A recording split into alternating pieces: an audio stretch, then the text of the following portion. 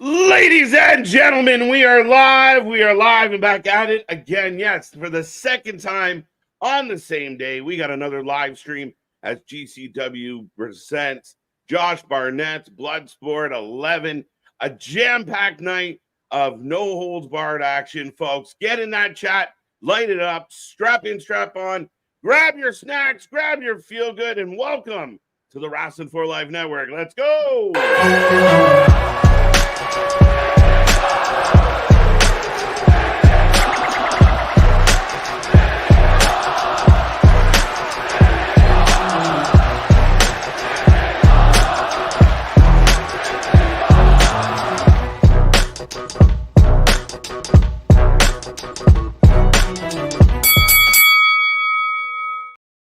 Ding, ding, ding. We are back at it again, folks. Like I said, we are the Wrestling for Life Network.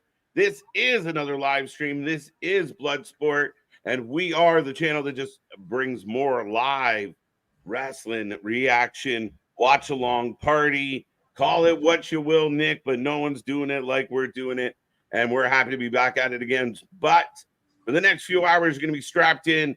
We got a stacked card, lots of interesting matches. It should be a very fun night after 5 hours live already. I will remind you, I am Mr. Every Night KJ White, the Iron Man of YouTube, and that is Big Nick. Ladies and gentlemen, boys and girls, children of all ages, the Wrestling for Life Network proudly brings to you its YouTube tag stream champions of the world, the Every Night Delight KJ White. I'm Big Nick. Yes, you can call it what you want, but just never call me Shirley. That's why I've already got the opening video package for Bloodsport and or is it just a GCW video package? It's a GCW little package here, so there you go. They're getting some production value, my guy. Maybe we can actually hear the guy talking on the mic this time. Moving on up to the east side. Don't jinx it, right? The first thing. But folks, for those who don't know, Bloodsport 11. So this is the 11th, obviously. They've kind of amped up how often, the frequency in which they do these shows. No ring ropes.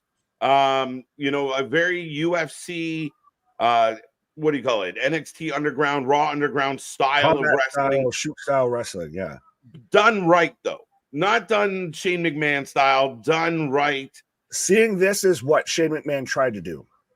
Yes, this is what it could have been, but you were too confined doing it. Like, if you tried to do this on the USA Network or Fox, it's a lot more restraint. Trying to make that work. This on Fox, it'd just be a dark fucking screen. It would just be blacked out though for a half hour. What happened? Yeah, no, they've done this. This is, I think, already this year. This is their third event for Bloodsport. Third one, yeah. It normally was like one a year.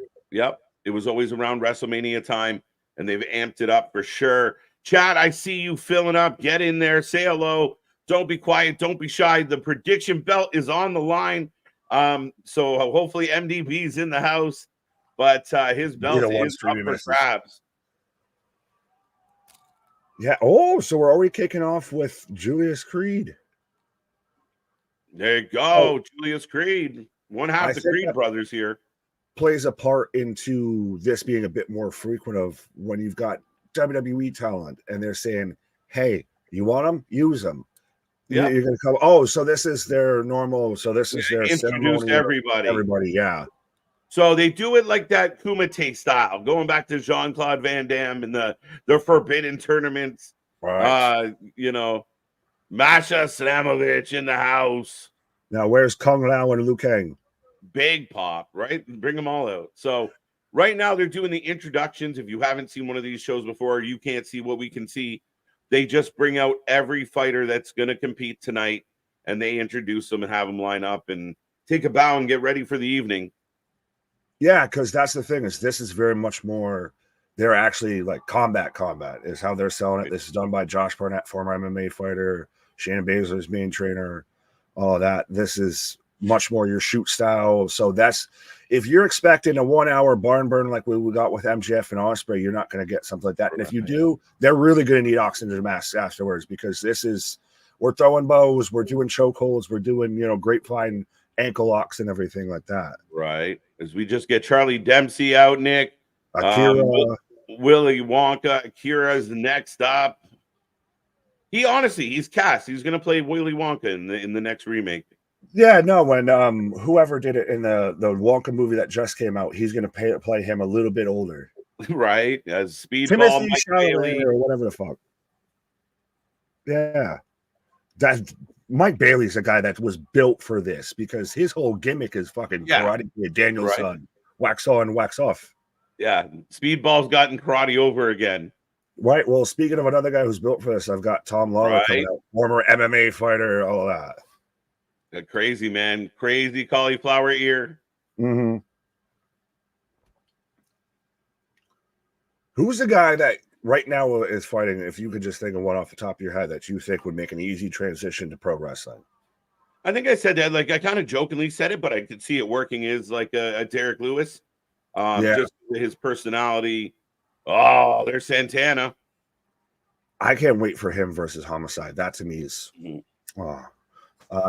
Strickland wouldn't be a bad one, or Colby, but I think they both probably get themselves canceled. Yeah, that's the tricky part. Can they run it? I mean, I think a couple of them could be reined in and do it proper. Again, a lot of potential there. Right. Patty the Batty would be a good one. Homicide. Yo, that's one of the more interesting matchups. Homicide versus Santana tonight. I can't wait for that one. That's the matchup because that's like OG, like New York versus new school, like King of New York. Oh, yeah. That is a match with history, like pages and pages of history. Yeah. Card looks good. Anthony, good to see you. Good to see you. Boston Sam McGregor is literally perfect for wrestling. No, because he has you control him. Yeah, that's the thing is he has fuck you money. So he doesn't need to be there. So he'll act full diva. He'll be Ronda. Yeah. And again, if he gets a little stiff with somebody, like, I mean, it's a headache, right? But I mean, the man himself, Josh Barnett. Look at the size of Josh. He still has.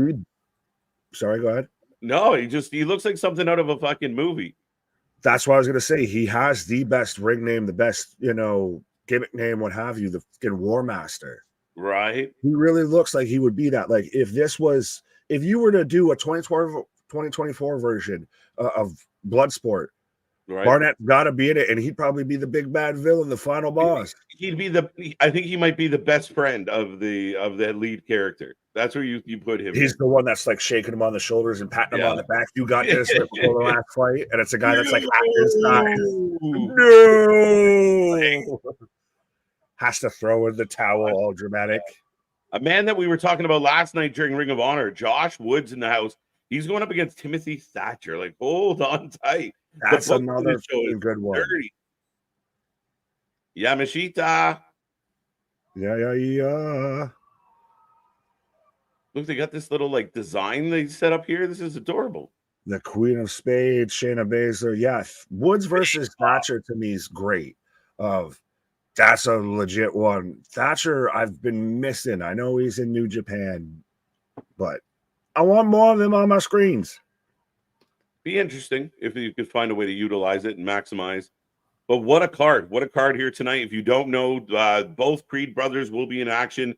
Singles action. There is no tag team, but that'd be interesting. A tag team, Bloodsport. Shayna's got a mic. Dana's got a mic.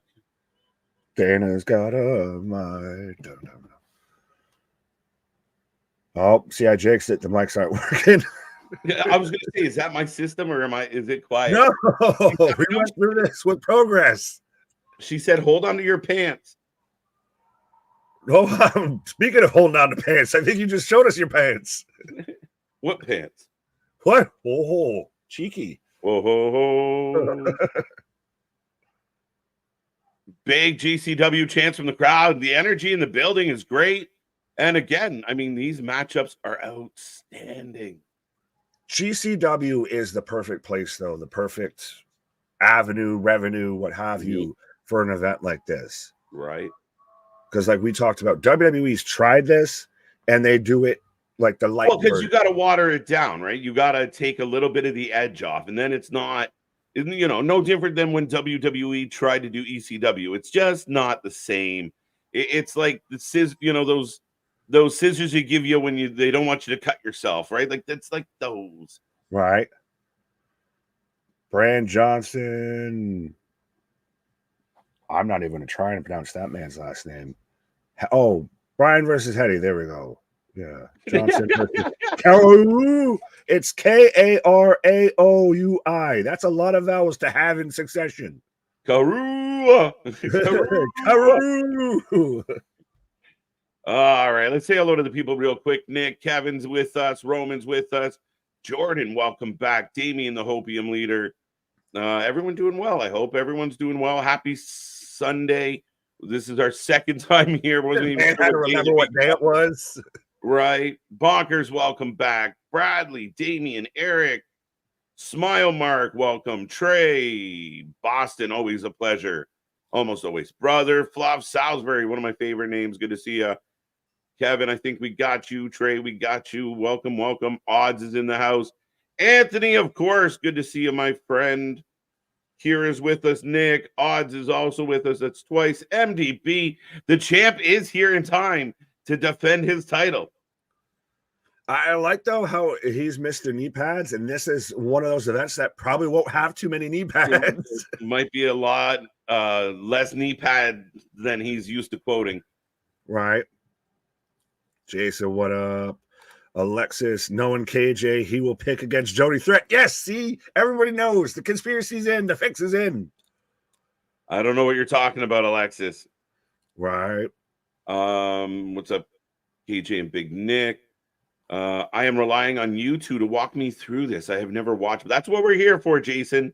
Please help if I have a lot of questions. I apologize. Never apologize. We love when you blow up that chat. We love genuine questions. And we'll never fault you for a genuine question. So this is going to be a fun show, and we're happy to be the eyes, ears, and sometimes mouths of everybody. Nose and throat. Pause. Yeah, no, I'll take a genuine question over troll any day. But yeah, no, appreciate it, Jason. And the action about to start, folks. We will put it in the chat. Your chance to be the prediction champion. Right.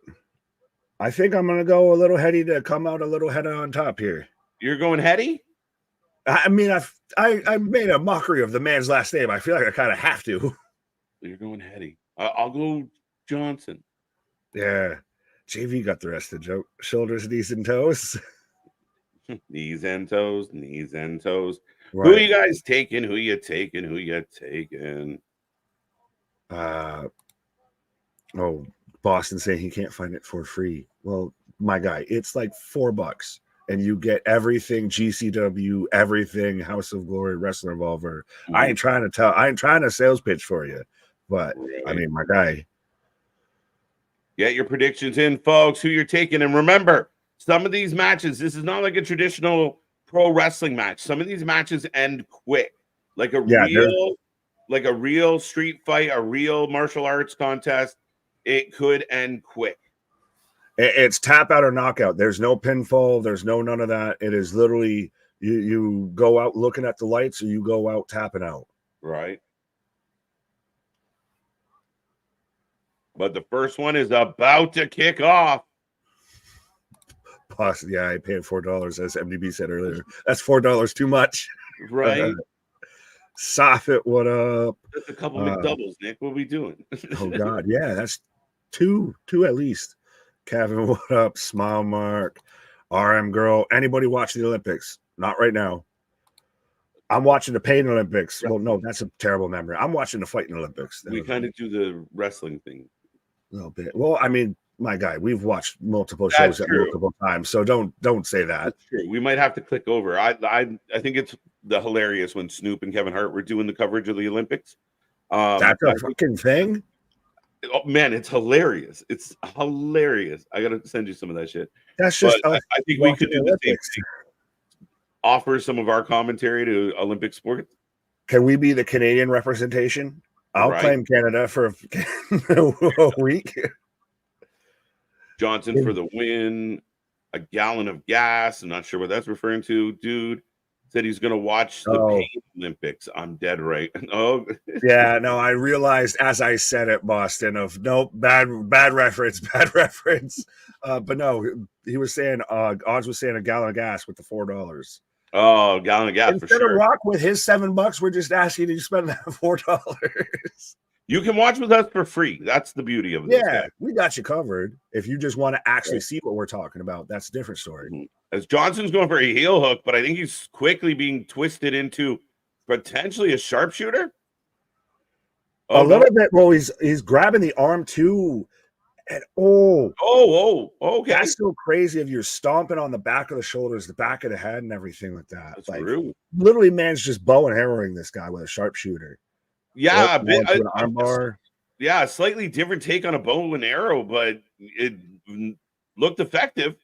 Shit, walked him through.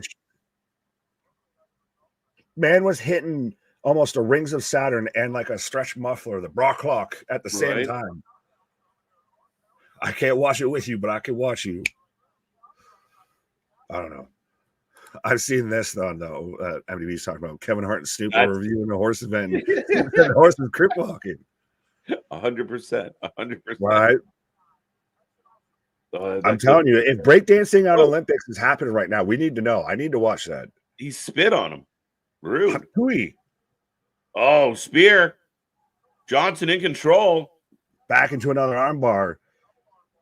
Yeah. Especially though, too, because he's been stretching out a ton. And like we what is this? That's a modified ever Mexican surfboard right there. Like that. Yeah, but I've never seen it applied that way in my life. No, man. That is super unique. I was about to say this guy's just working over the shoulders, and especially even when he had it locked in with the sharpshooter thing and the bow and arrow, and he was just stomping still on the back and shoulders. That's gonna hurt like a motherfucker. Right.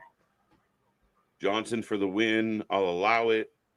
Tequila Sunrise. Yeah.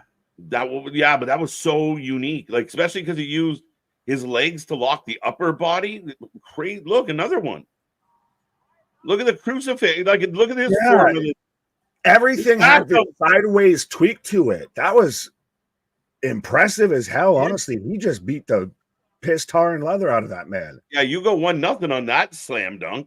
Brian Johnson barely showed up. Worst performance since Clerks from a Brian Johnson. Oh, deep cut. Yeah, everything he had this unique sideways twist to it. Even like that, that was just your regular, like your crossface, but he shifted his weight rather than being on the side to he was shifting his weight of pulling on the arm and the side of the head.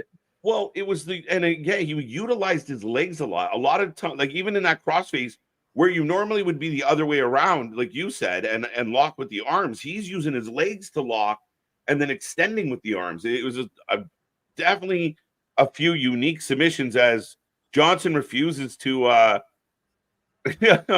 shake hands. He probably can't get his shoulder up or his arm up to shake this man's hand. And he's rocking the mecha pants. Was mecha pants like mecha clothing a thing in the US or where you're from? I'm not too familiar with it, but I'm also Caucasian persuasion, so I don't know. Yeah, no, there was a mecha brand like you get, like it was like a knockoff brand. It was like, we're not Echo, but we kind of look like a lot of the other companies. Oh, instead of Fubu is Bufu. Yeah, that exactly. Look harder. Pause. Look beyond what you see. No, that was really good. That was super unique submissions with that. That's the big takeaway for me with that one of just really super unique. Mm-hmm. And we're getting Julius taking on Makowski. Makowski. My microphone arm got in the way. Sorry. Matt Makowski taking on Julius Creed. So this one should be very interesting. So we'll put that in the chat, folks. Get your predictions in. Remember, we take a prediction on every single match. We take a rating out of 10 at the end of the night. And we got a lot to get through. But again, that match, not super long, but super that's the way this is going to go. They'll have 10 matches, but you're going to be hard pressed. A 5-minute match or so is a long match. Yeah. Because think about it. That's really them fighting. This is the same thing you see in like a UFC to the extent of you have, 5-minute rounds, 3-minute rounds, stuff like that. And when you're watching it, you realize how long that really is and how long in something like this that really is. Well, and how, like, if you want to sell it on the realism, like, it's exhausting. I mean, nonstop transitions, going from throwing punches to to submissions without that pause, without that break. It's exhausting. Yeah, So, no 3-minute rightfully commercial so, breaks, none of that. right? Now, question: does any WWE talent lose tonight? No, probably not. Do you think we get a Howdy? Like Uncle Howdy here? We got the Creed here. I'm surprised. It would be a nice touch if we got a Gable. Could you imagine? Gable comes out.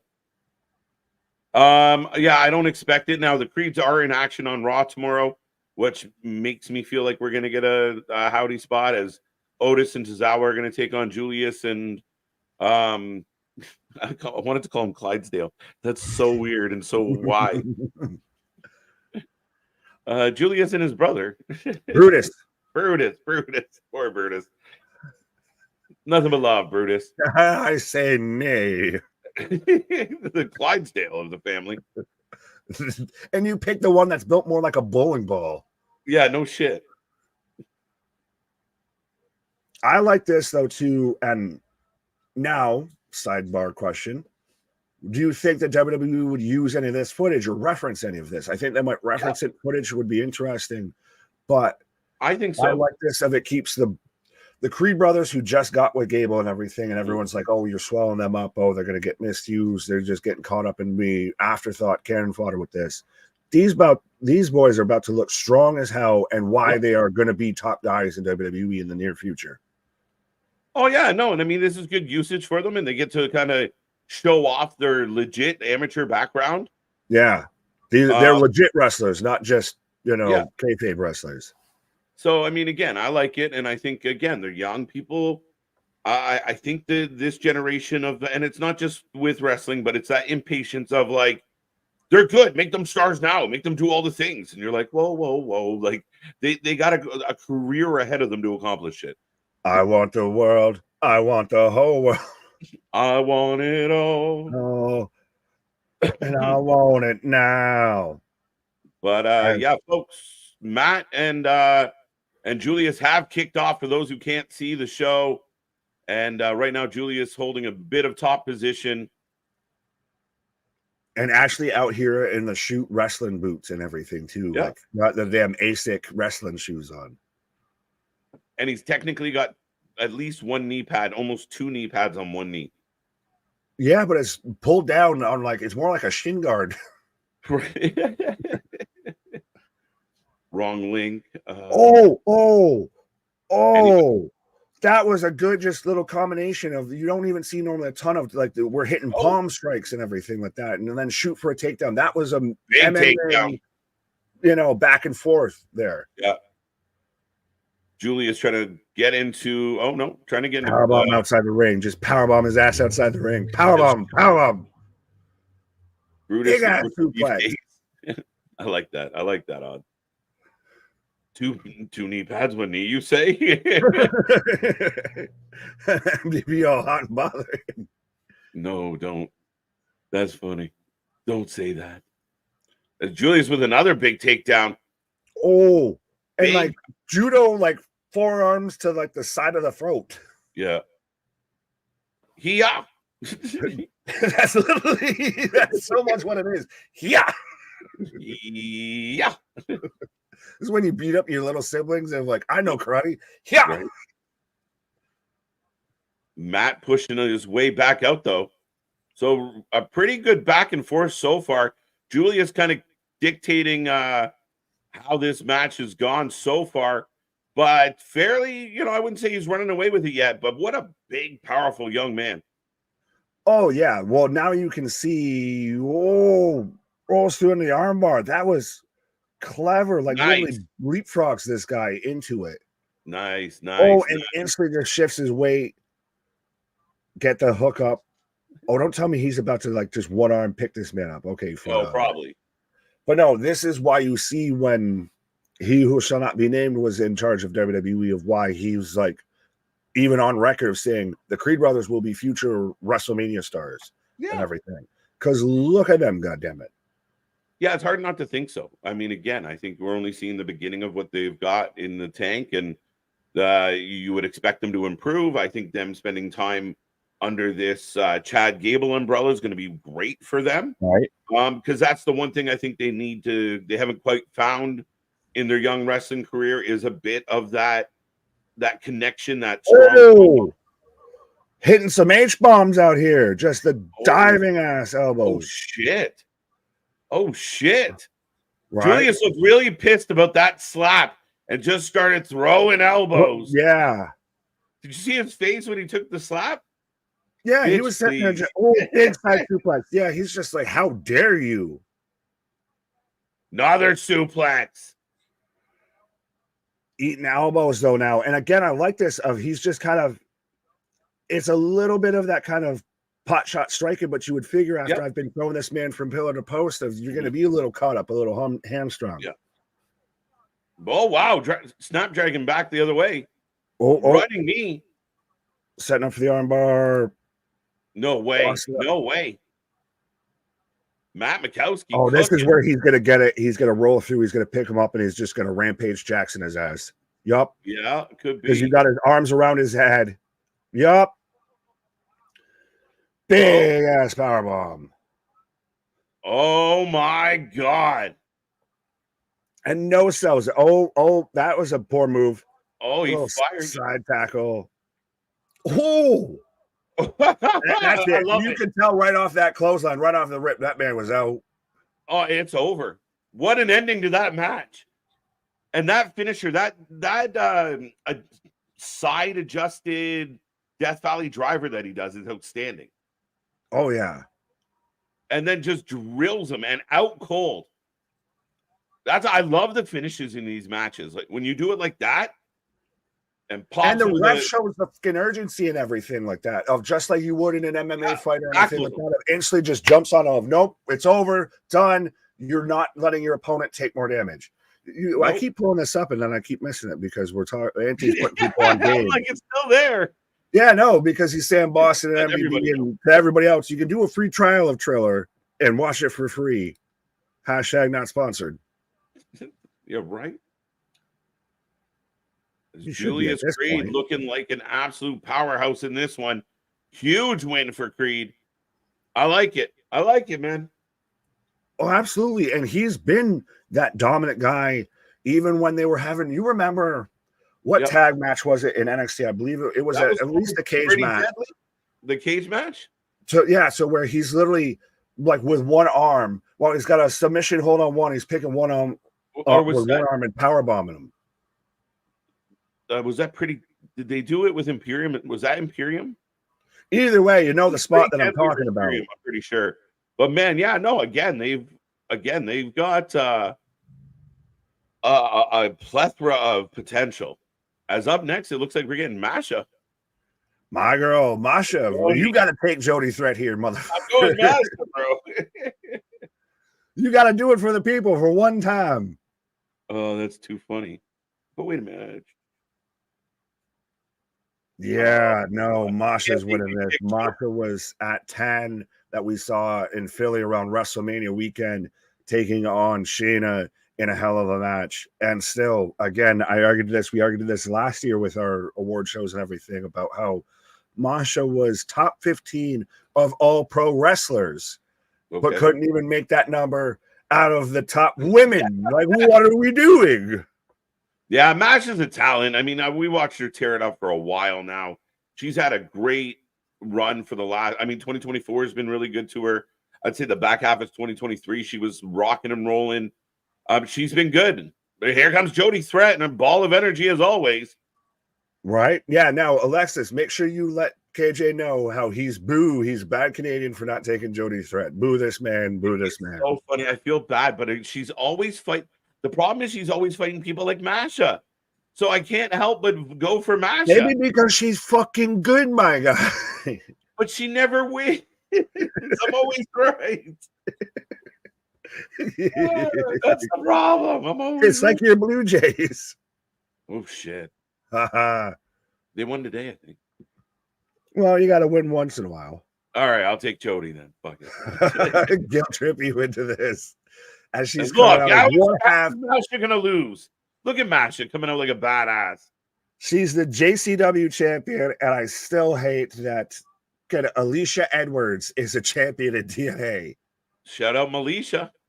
I cringe and like every time I hear It's the odd couple, right? It's the odd couple. I mean, it's the never should have been a couple. Fucking odd couple. It's the never should have been couple. Alicia Edwards gets more TV time than anybody in TNA. It's amazing. No, that's right, disgraceful. What? I said no, that's disgraceful. It's funny as hell to me. I like this. He's funny. the Reby Hardy of pro wrestling. They're also using Reby Hardy, ironically. Oh, God damn it. As folks get your questions in, Jody Threat taking on Masha, and I don't like her chances. Alicia is the GOAT. No, she is not. Give me more Danny Luna. I'll take 10 Danny Lunas than I would take one Alicia. She's becoming the Chris Jericho TNA, Anthony. We're gonna have to take that shit to trial. This is legit TNA storyline 2, Spitfire Militia. 100%. Yeah. But that's the thing is we talked about this when we were watching Progress earlier of how it seems like there's this like United Nations divide between wrestling companies. If you've got WWE, GCW, TNA all kind of doing business with each other, and you've got CMLL, AAA, AEW, and New Japan all doing business with each other. Oh, and I forgot Noah on the other side too. So yeah, we've got like 4-on-4 action. We've got an 8-man tag of wrestling promotion. We're one away on each side from it being being a Survivor Series. CMDB, I feel it, man. I know I'm a bad Canadian, but she keeps fighting people better. Like it's because she has no knee pads. It's the lack of knee pads. As she starts on top, folks, ding ding, we're going. Right. I'm about to prediction. As she's getting okay, so we knee bars, dueling knee bars here. Instead of dueling banjos, dueling knee bars. A little bit of the snowman. I'll do it. Let go. No, you let go. No. All right, on the count of 3, we're going to both let go. Yeah. 1, 2, tug. This shit looks like a sibling fight. Is that because they both have red hair?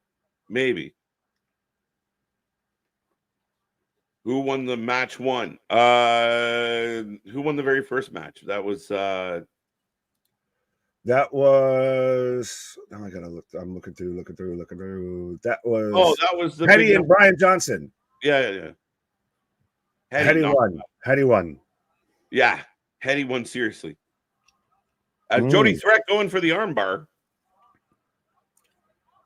You watch, she's gonna win this one, just despite everyone. Right. Yeah. Right. Well, I'll laugh. If I backside into that W, I'll take it. Right. Well, Mash is such a badass. She's so hard to bet against. Well, right now you're 1-1. I'm 2-0. Could either of us technically win the predictions title? Are we up to win it? We've never really officially done it, other than the one time you honorary, might have won it. Kind of. When did that happen? I remember that was for like half a second for like my birthday or something. No, when I jokingly kind of because the Clash at the Castle, Anthony won it. Anthony won it for getting the Punk comeback like to the team. That's true. I'm going to win it. Going for it. I'll actually be pissed if Jody won. No, I'm going Jody all the way. Let's go. Well, then Alexis instantly dream on Nick. Yeah. Oh, Masha drop. Oh no, Jody dropping Masha on her head. Sorry, I had to refocus on the red color. Right. Yeah. Who has more the rest of redhead? Yeah, but she's the most natural redhead out of the 3 of them, I think. Right? A little more Auburn from the referee. We will give a little more Aubrey. What? A little more Aubrey. A little more Aubrey. A little more Aubrey. A little more rock and roll. Back to the armbar. I literally thought she hucked tweet at her face there. How's everyone? How are you, Jordan? How are you doing? Oh, Triller, my God, Triller. And she's just like palm striking her in the face. And that's the thing, though, too, is you would think that you could, but you think that you could run into the risk of repetitive finishes with this because it's that shoot style, and we've never seen it. We've never seen it. No, and I mean, again, throughout the 10 or 8 match card, there will be a couple similar finishes, knockouts, like a duplicate knockout, but everything has its own flavor, and I think they do a really good job of that.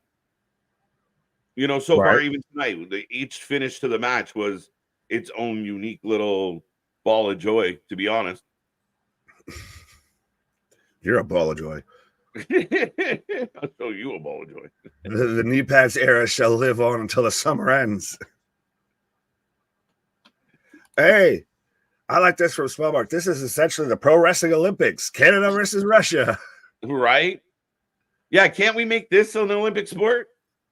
We've talked about this, about making pro wrestling an Olympic sport. If breakdancing could be an Olympic sport, pro wrestling could be an Olympic sport. Sure ain't no $4. It's good, like $4.99, my guy. $5.99. Jody Threat is an unusual wrestler. She's a good wrestler, and she's unique in the fact, like, she's become more of a powerhouse over the last while. Put on some weight, like in muscle mass. And she's not a bad wrestler at all.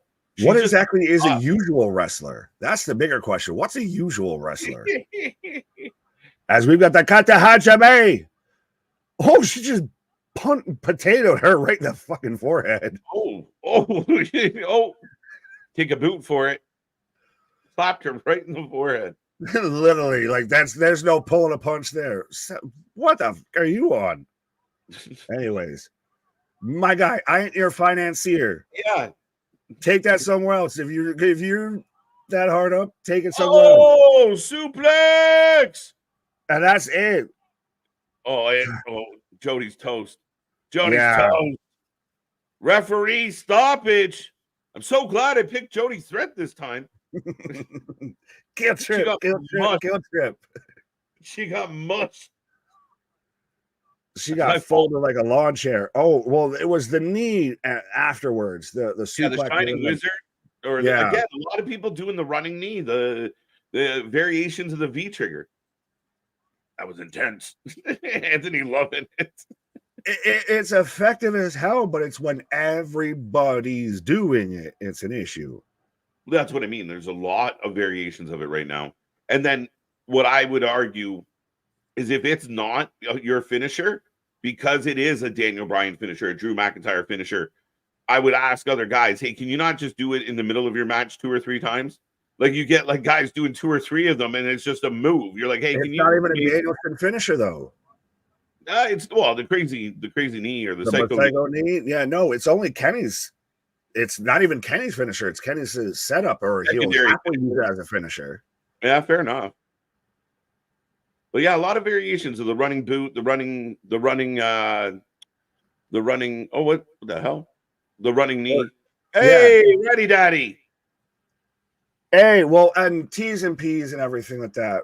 I know Cole's dealing with some injury stuff and everything like that going on. So 100%. Absolutely. Send some love, send some well wishes, all of that to Cole. Because that's the thing is when guys on the indies and everything get hurt, they don't have a whole medical staff or a whole, the check ain't still coming through. No, absolutely not, man. So yeah, a friend of the channel. We hope he gets back and back at it again, the way only he can. Right. As we are, I guess, in an intermission, or we're just getting like a rerun to set up a match. Either way, you know what? I'll take this over fucking Flapjack half sack that we watched earlier today with Progress. Right. Paul Carpenter, we appreciate the love. We do. A member for 8 months. Thank you, sir. Right. Love it. Yeah. Imagine no F's given. None. She's a monster. Dude, when she wrestled Speedball in Toronto, they legitimately tore the ring apart.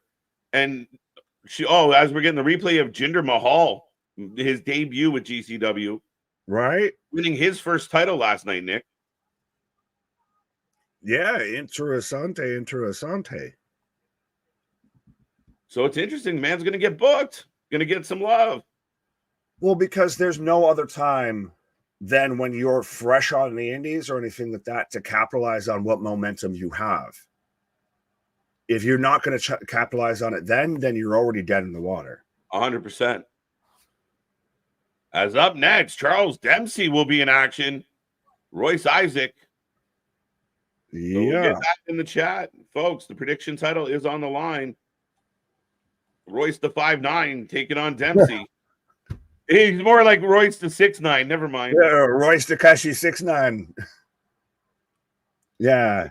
Come with me and you'll be in a world of excruciating pain. Oh my God. It's funny. Like, if you looked up he British, looks like Gene Wilder. He doesn't look like Little Rigo. He looks like Little Gene Wilder. He does so much look like Gene Wilder. If you go in the dictionary right now and flip to the word British, there's just a picture of Dempsey. Just bad teeth and all. Like, he looks like all of them. Like, if you start going through the list, there's like, he looks like the middle doppelganger of all British people. It's amazing. Well, kind of looks like Prince Charles. Kind of shout out Royce Isaac coming up with the Shador Sanders jersey on, by the way. There you go. There you go. Yeah, have you ever watched Tommy the Who movie? Yeah. I heard there was a young boy. He played the silver ball. That's what Dempsey looks like. He looks like the young version of the lead singer of the Who. Yeah, he looks like the Who. That's what I mean. Like, he looks like fucking. He looks like, what's his face from Monty Python. Oh, I know who you're talking about. You know, always look on the bright side of life. MDB. I know you got our back on this one. But somebody, moving on. We got the point. Runs through 100 British people. He looks like them. Mm-hmm. Like, it's amazing. He is the definition. He is a prototypical, stereotypical British man. He kind of looks like Margaret Thatcher. Like, the list goes on. Like, he's like the British doppelganger for everybody. You caught me with that one. As we are about to kick this one off, get your predictions in, folks. And all joking aside, this should be a banger of a match. Charles Dempsey taking on Royce. This right here for the number one. Ultra taking on Daltrey. Yeah. Did you intentionally call this a banger of a match? With him being Dempsey in here? Maybe. Yeah, we've got Chris Daughtry with his leopard attire taking on Charlie Dempsey. Right. I think you have to say Charlie Dempsey like Charlie Murphy. Charlie Dempsey.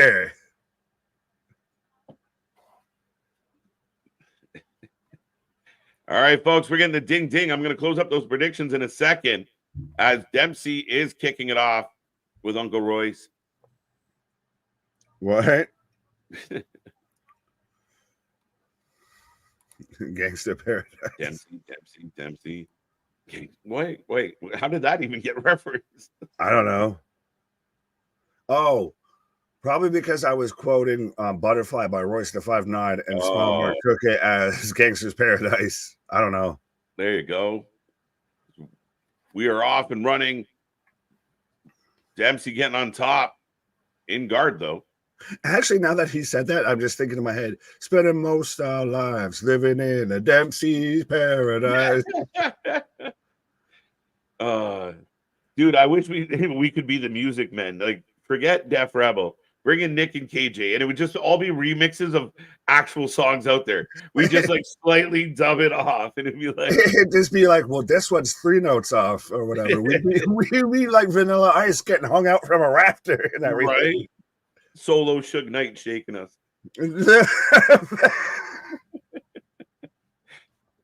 Why do I got this terrible song? Right. Dun, dun. Charles Dempsey's opponent came out Gangster's Pair. Oh, there you go. Sorry. Good shout. Good idea. Good lad. You all tune Weird Al wrestling theme. Exactly. We'll do it like the Weird Al version of every song. Right. And just be a remix of somehow we get the wrestler's name. It's just like you or I saying the theme. It's all about the game and how you play it. What? Oh, big slam. Dempsey down. Oh. He's in trouble. oh, what the hell is like? That was a weird ass side takeover there. Like I for half a second thought he was just like, I'm gonna smooch you now. Right. Eric Idle. Okay, back and forth, back and forth. Just palm strike the dude in the face. Oh, Dempsey's sliding out the back door, or kind of through the front door, I think. I don't know. Either way, he got out. Oh. That's a unique ass submission of he's got the knee twisted around, but then he bridges back and is grabbing a chokehold too. Yeah, but that's the thing. Yeah, that's a smart transition there. You go right into the ankle lock. Right.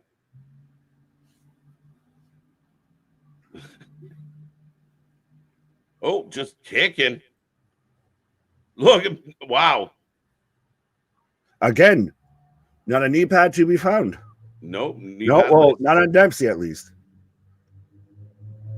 Oh yeah, no, we got knee pads and shin guards on our buddy Royce. Yeah. He's living life in the fast lane, Nick. God damn you. So what happens when bad meets evil? Fuck you. Dempsey with the front headlock. A little bit of a goozle here. Right. The samurai.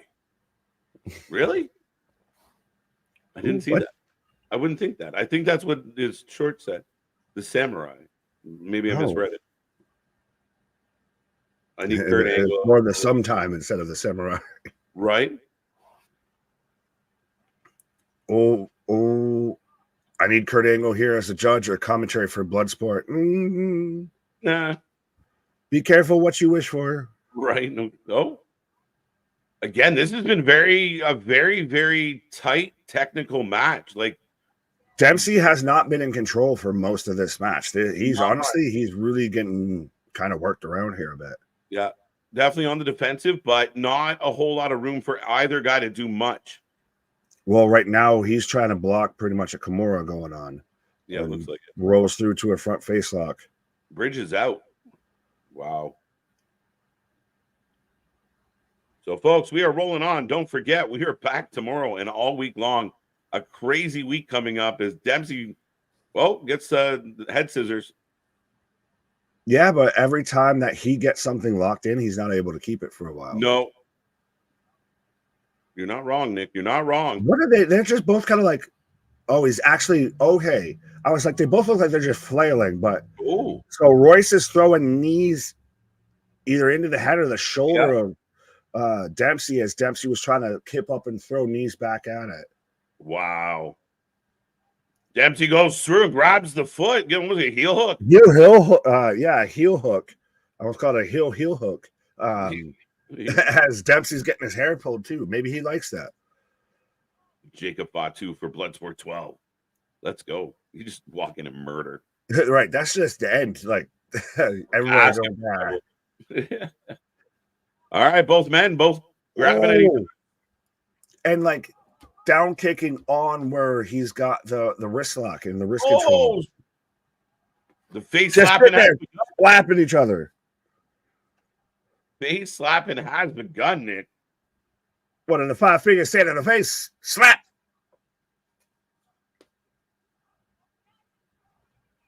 They're chanting GCW. It's amazing how we've seen it in 2 different promotions on 2 different streams today of when you can do a back and forth, a trading blow spot, and it actually works. And because it's the only match on the card that does it, and B, it's in the middle of the match, not towards the beginning, not towards any it's in the middle of already action going on. Yeah, and when you do it right, like you just saw there, when they started firing up, the fans started cheering GCW. That's when you got it right. Right. Jacob would wreck. Yeah, no. I would love somebody gonna get hurt real bad. Against Bad News Tito. Oh, wow. Oh, front face lock. I agree with Anthony. Hell of a match. And he's rolled through enough he's got a really tight lock on that. Looks like it. Dempsey fighting back up though. Ooh. The match went from super tight technically to a couple really big spots, and opened up a little bit until this headlock. But wow, with the bridge, Kimura. Wow. Dempsey pulling it. Wow. Yeah, but he doesn't have it fully there. He's gonna lose it. He's losing it. Uh-oh. He's losing it. Oh, for half a second I was like, Death Rider. Oh, wow. Oh, that's a really good shot. Beautiful. That's beautiful, man. Oh, armbar again, still stretching on it, going right from the front face lock to the armbar. Right? The transitions are unbelievable. Oh, knee bar. Move right into the next, right into the next, right into the next. And he's just picking them apart by limb. I'm going to get one of them. Both ways with them. That's the thing is now Dempsey hasn't been in control for most of this match. Now this is when Dempsey's in control. Yeah. Going for the STF. Oh, he's pulling back. Is he going to tap? Is he going to tap? No way. You almost with something like this, you've got to turn into it, which is what he was almost starting to do. If you turn into it and then you're more on your back, but you're not getting pinned. Right. Dempsey Moxley, interesting. Oh, the Kata Hajime, the coquina clutch. Wow, again, wasting no time going from move to hold. Dempsey might be done here, guys. But I like this, though. We've talked about this. If this is what they're doing, and you're showing that Royce was in control for a good chunk of this match, and then he exhausted himself. That's when Dempsey got in control. Dempsey was in control for a good bit, and he exhausted himself. So now this is where Royce comes back. Dempsey fighting out of the choke. Both men look exhausted.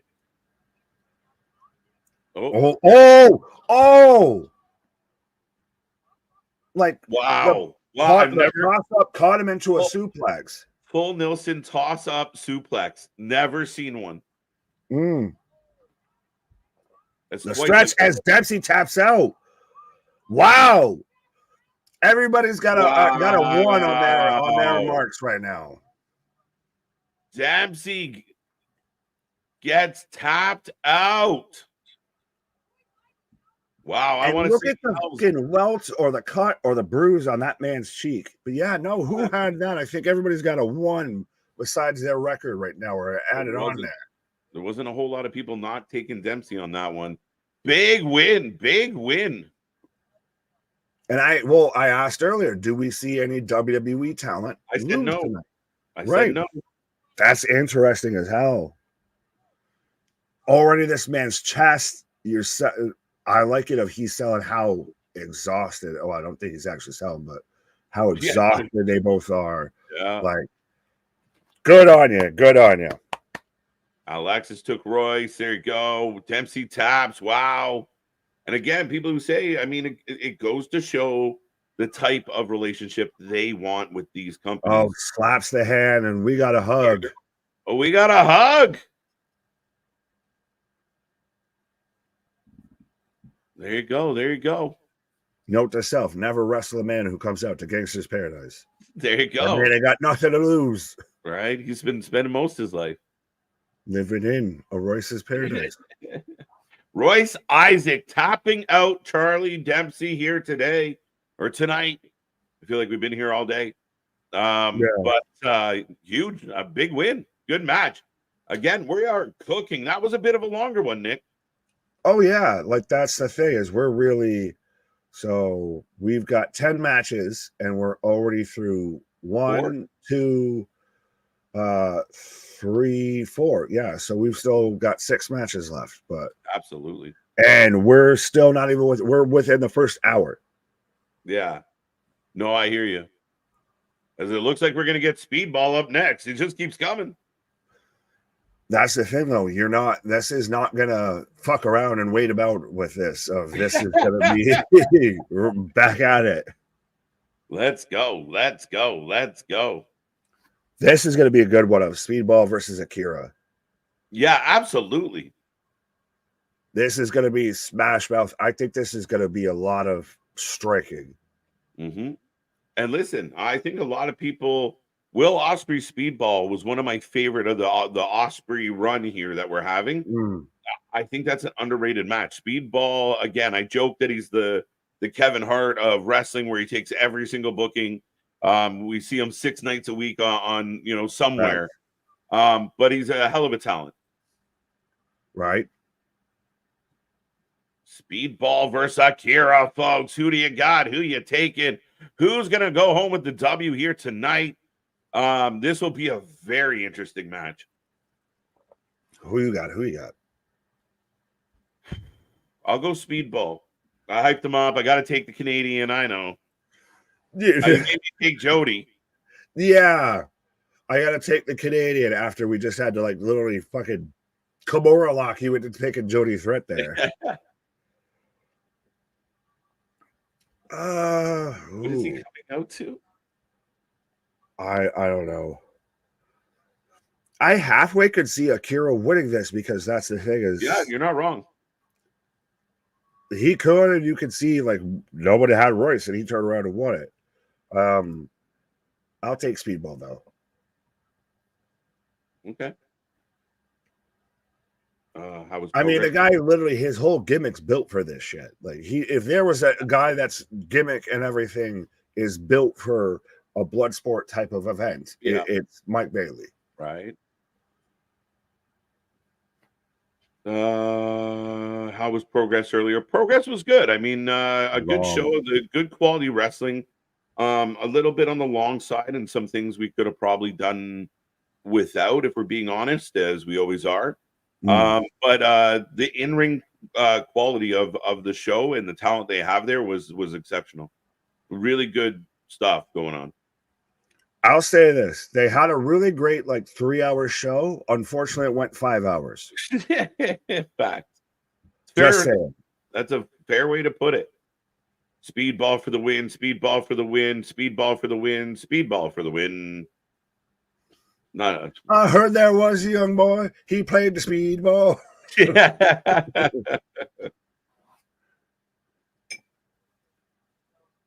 Wrestling for life.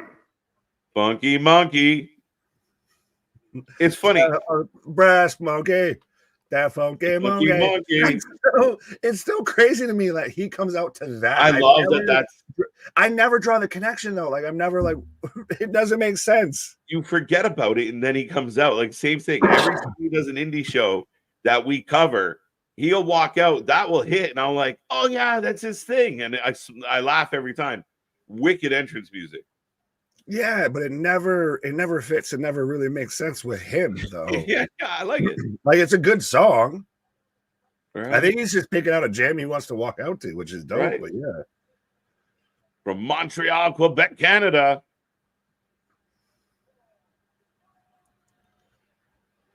Fucking Liu Kang. There you go. Alexa saying they had You're the one. There you go. What matches happened? All the matches, Michael. Well, I'll briefly run through us again. I called striking was starting off with just palm strikes. Now get your predictions in. Last call. Who are you taking, Speedball or Akira, as these men are smacking the shit out of each other? But that's the thing is we haven't seen many of these matches so far been strike heavy. They've all been grappling heavy. Yeah. Yeah, they come in a different way. Big knee to the gut, and whoa. That's just a good old scrap. They fell. I like it. Right. To answer Michael real quick, we've had Charlie Dempsey versus Royce. We've had Hetty versus Brian Johnson. We've had Julius Green versus Matt Makowski. And we've had Masha Slamovich versus Jody Threat. Those are the 4 matches outside of the current Mike Bailey versus Akira that we have right now. They got a bit of a knee lock over the apron here, Nick. And draping knee bar. High energy to start this one off. Good evening, Mr. Jesus. May the blunt be with you. Right. Eric taking Speedball. How can I watch if I don't have the service? Well, you can watch us, or you can go to Triller. Them's the option. Because there's a trailer in the night. Roman. I like that. Of let's go. Let's go.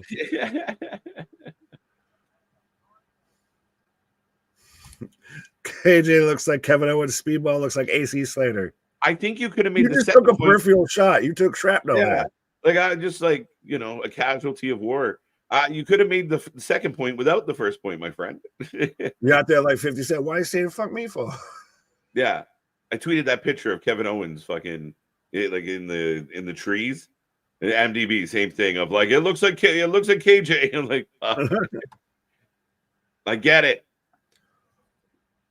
Trust me, I'm sure this man sees it and gets it all the time when we're in the reaction compilations and everything like that. I've even scrolled through the comments. That guy looks like KJ. That guy looks like or that guy looks like KO. Yeah. It's been said. Has anyone ever told you? Right. No, nobody ever. Yeah, I don't mind. Could be worse. Yeah. Could look like me.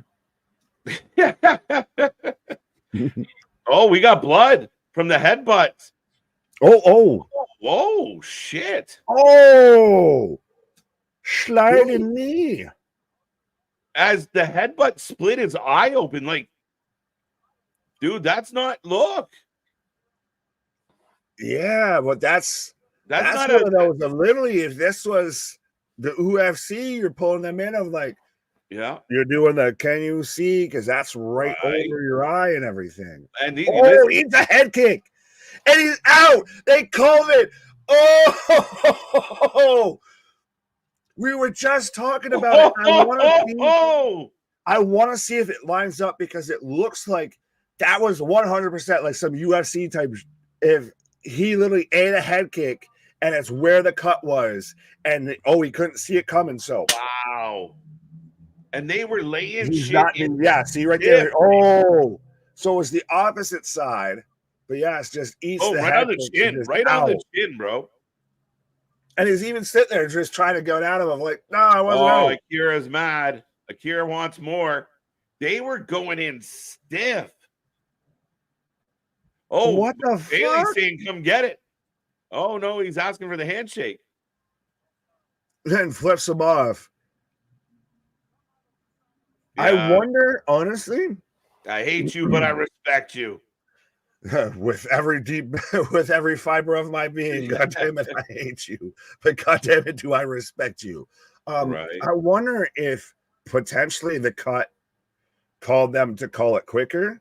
But either way, that's a hell of a finish. Yeah. You can get another match out of this now with that. And yeah, that was good. And again, we've talked about it. That's what makes this great. Yeah. You can get your flash victories like that. Yeah, and I was going to say stylistically, the change up, right? Like you said, they are, we saw a couple really technical matches in a row, and then these guys came out swinging. And that spot right before the headbutt spot that caused the bleeding, but even when you saw Bailey reach up and grab a handful of hair, and he was laying it right into the forehead, and then got up and kicked him in the face. It's over, folks. A knockout win. If you can't see what we're watching, Speedball Mike Bailey just kicked Akira in the chin and knocked him out cold. They're bigging up Jinder. They're doing the opposite of hindering the Jinder. They're bigging up the Jinder here with all of this. Right. But I like how they're just doing, kind of, Maharaja, the integration here of we're going to cut video packages of him in throughout this show. So GCW rolls on past Bloodsport here. Yep. No, it's smart. Smart. And we've watched GCW come a long way, Nick. We've watched so many GCW this shows. Is night and day from when we started watching GCW. I want to see them go back to the ballroom, to go back to Hammerstein and get in there. Hammerstein, yeah. Yeah, I want to see that again. I love those shows. Well, I just like Hammerstein as a venue. I liked it with ECW. I loved it with One Night Stand. It's one of those few venues that as a wrestling fans like held sacred. Right. What's up, Backstage Brawl? How you doing? Got blood. Yeah. What a match. Shielding knee.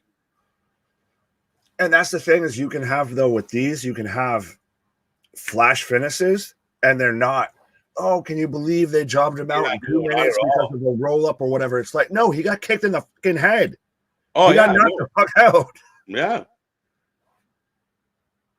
I got one that I look like Daniel Bryan or Bryan Danielson. One or the other. Which one? No, I'm just kidding. Right, which one? You look like Daniel Danielson. Right? It looks like Stoner Danielson. Or Bryan. 5-1. These matches are wild tonight. Hey, the card was stacked going into this one, Anthony. And so far, delivering on every match. Every match has been enjoyable, Nick. I don't think in one match so far we've been like, Not at all. And again, literally, we're over halfway through the card, and this is something I'm excited for. Now we're getting into literally coin flip type matches almost. Yeah. Brutus Creed taking on Filthy Tom Lawler here. So you've got losing, bro. One half of the Creed brothers versus former MMA fighter. Sorry, what? I think Brutus is losing this one. Oh, really? Yeah, I'm gonna go Brutus, taking the L. Folks, get your prediction. To clarify, as you tried to do the fucking court statement there of I'm taking Brutus for the L, I caught your game.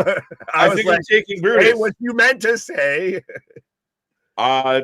Lawler's gonna get the W on this one. Fair enough. He's not. I'm taking Brutus. Brutus Both for the win. brothers win.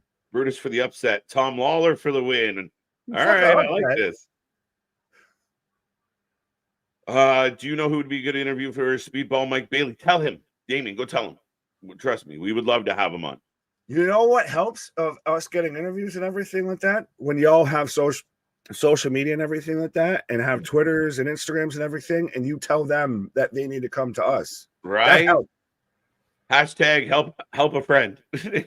No, we that's why it's literally ingrained into this of be a friend, tell a friend. Fact. I'm trying to hear the music now. I don't want to hear it. Oh, wow. Gonna drive a big truck, a rock flagging eagle. America. Yeah, you picked the like when we watched XPW, you picked the MAGA butcher. Right, shit. Brutus for the win. Danielson, Bryanson, Dragonson. All right. Yeah, son. This man looking like the Florida Hunter Dundee. He looks like fucking a strippergram. Like, oh no, the hat, like the one side of the hat's all fucked up, so he halfway looks like Crocodile Dundee, but it's like America. So right, this man's got to be from Florida. Oh, as Filthy Tom Lawler in the ring, set to take on Brutus Clay, the Cannonball. You so much should have just left that as Filthy. And Filthy's in the ring. And then I thought for a half a second you were about to say takes on Brutus King or Brutus Clay. That's someone else. Right. Brutus for the upset. Tom Lawler for the win. Lawler. It's been a while since we watched XPW. Look what you did. There's a reason for that. Look what you did, Nick. There's a reason. Damien's ears perked up right away. There's a reason. It's been a while since we've watched NWA too. There's a reason for that. Right. I'm waiting for like Damien to be like, actually, they have a show tonight on. They're live right now. Oh, cough, Damien. There we go. As we get the introductions, if you haven't got your prediction in, get it in. Let us know who you're taking in this matchup, folks. Should be a banger again. Uncharted territory for Brutus, just like his brother. His brother did very well. I don't know. I just think Brutus might lose to the vet here. Well, the actual former MMA fighter here, as he's instantly into a fucking front chokehold here. Oh, yeah. Didn't take long. And just flips him over. That's the thing is you've got to take on Baby Hulk here. Like this, if this was an actual fight, the weight classes are fucking astronomically off here. Details, Nick. Details. Right, that's the details that make the fight. As he's literally just Hulk smash. I'm just gonna beat the bejesus out of you. Yeah, that would be my plan, and that's I'm all. Gonna beat the stars and stripes out of you. Right. Lawler blocking most of the shots, raining down from Brutus. Back into the choke. Oh, but he's literally just standing up in a front face lock, just stood up and just spine busted this man. And then back to just Hulk smash. He's a big, that's powerful my new boy. name for Brutus Creed is just Baby Hulk, because that's what he looks like. Baby Banner. Baby Banner is good. As Lawler I've always, like, even when watching like regular fights and everything like that, that's such a terrible spot to be caught into, when you're in the triangle and you're just eating elbows at like the top of your head, like, because everyone knows how like banging your head feels. As Brutus gets the back, got the bear hug on. Just claw the eye. Just claw the eye. Oh, come on.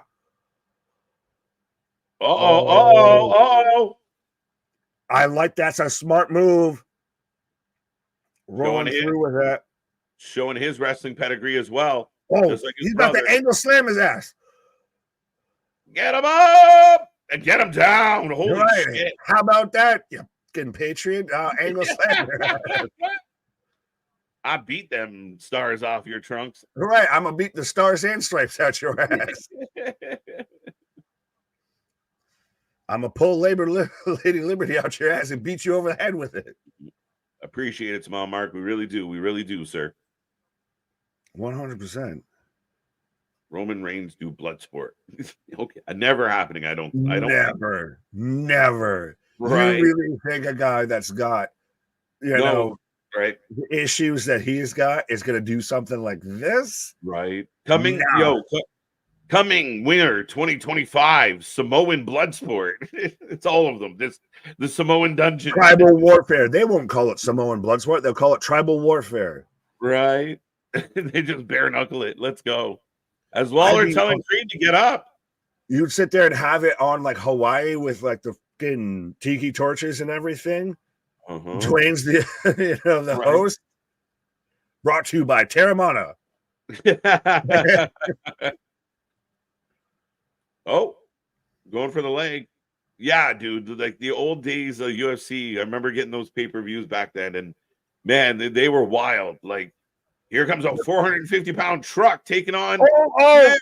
You're like, what? Oh, wait, what? Just jumped into a rear naked out of nothing. But you got like a 185-pound guy taking on a 400-pound guy, and then they get caught in a crucifix and just eat their elbow. It's like, what is happening?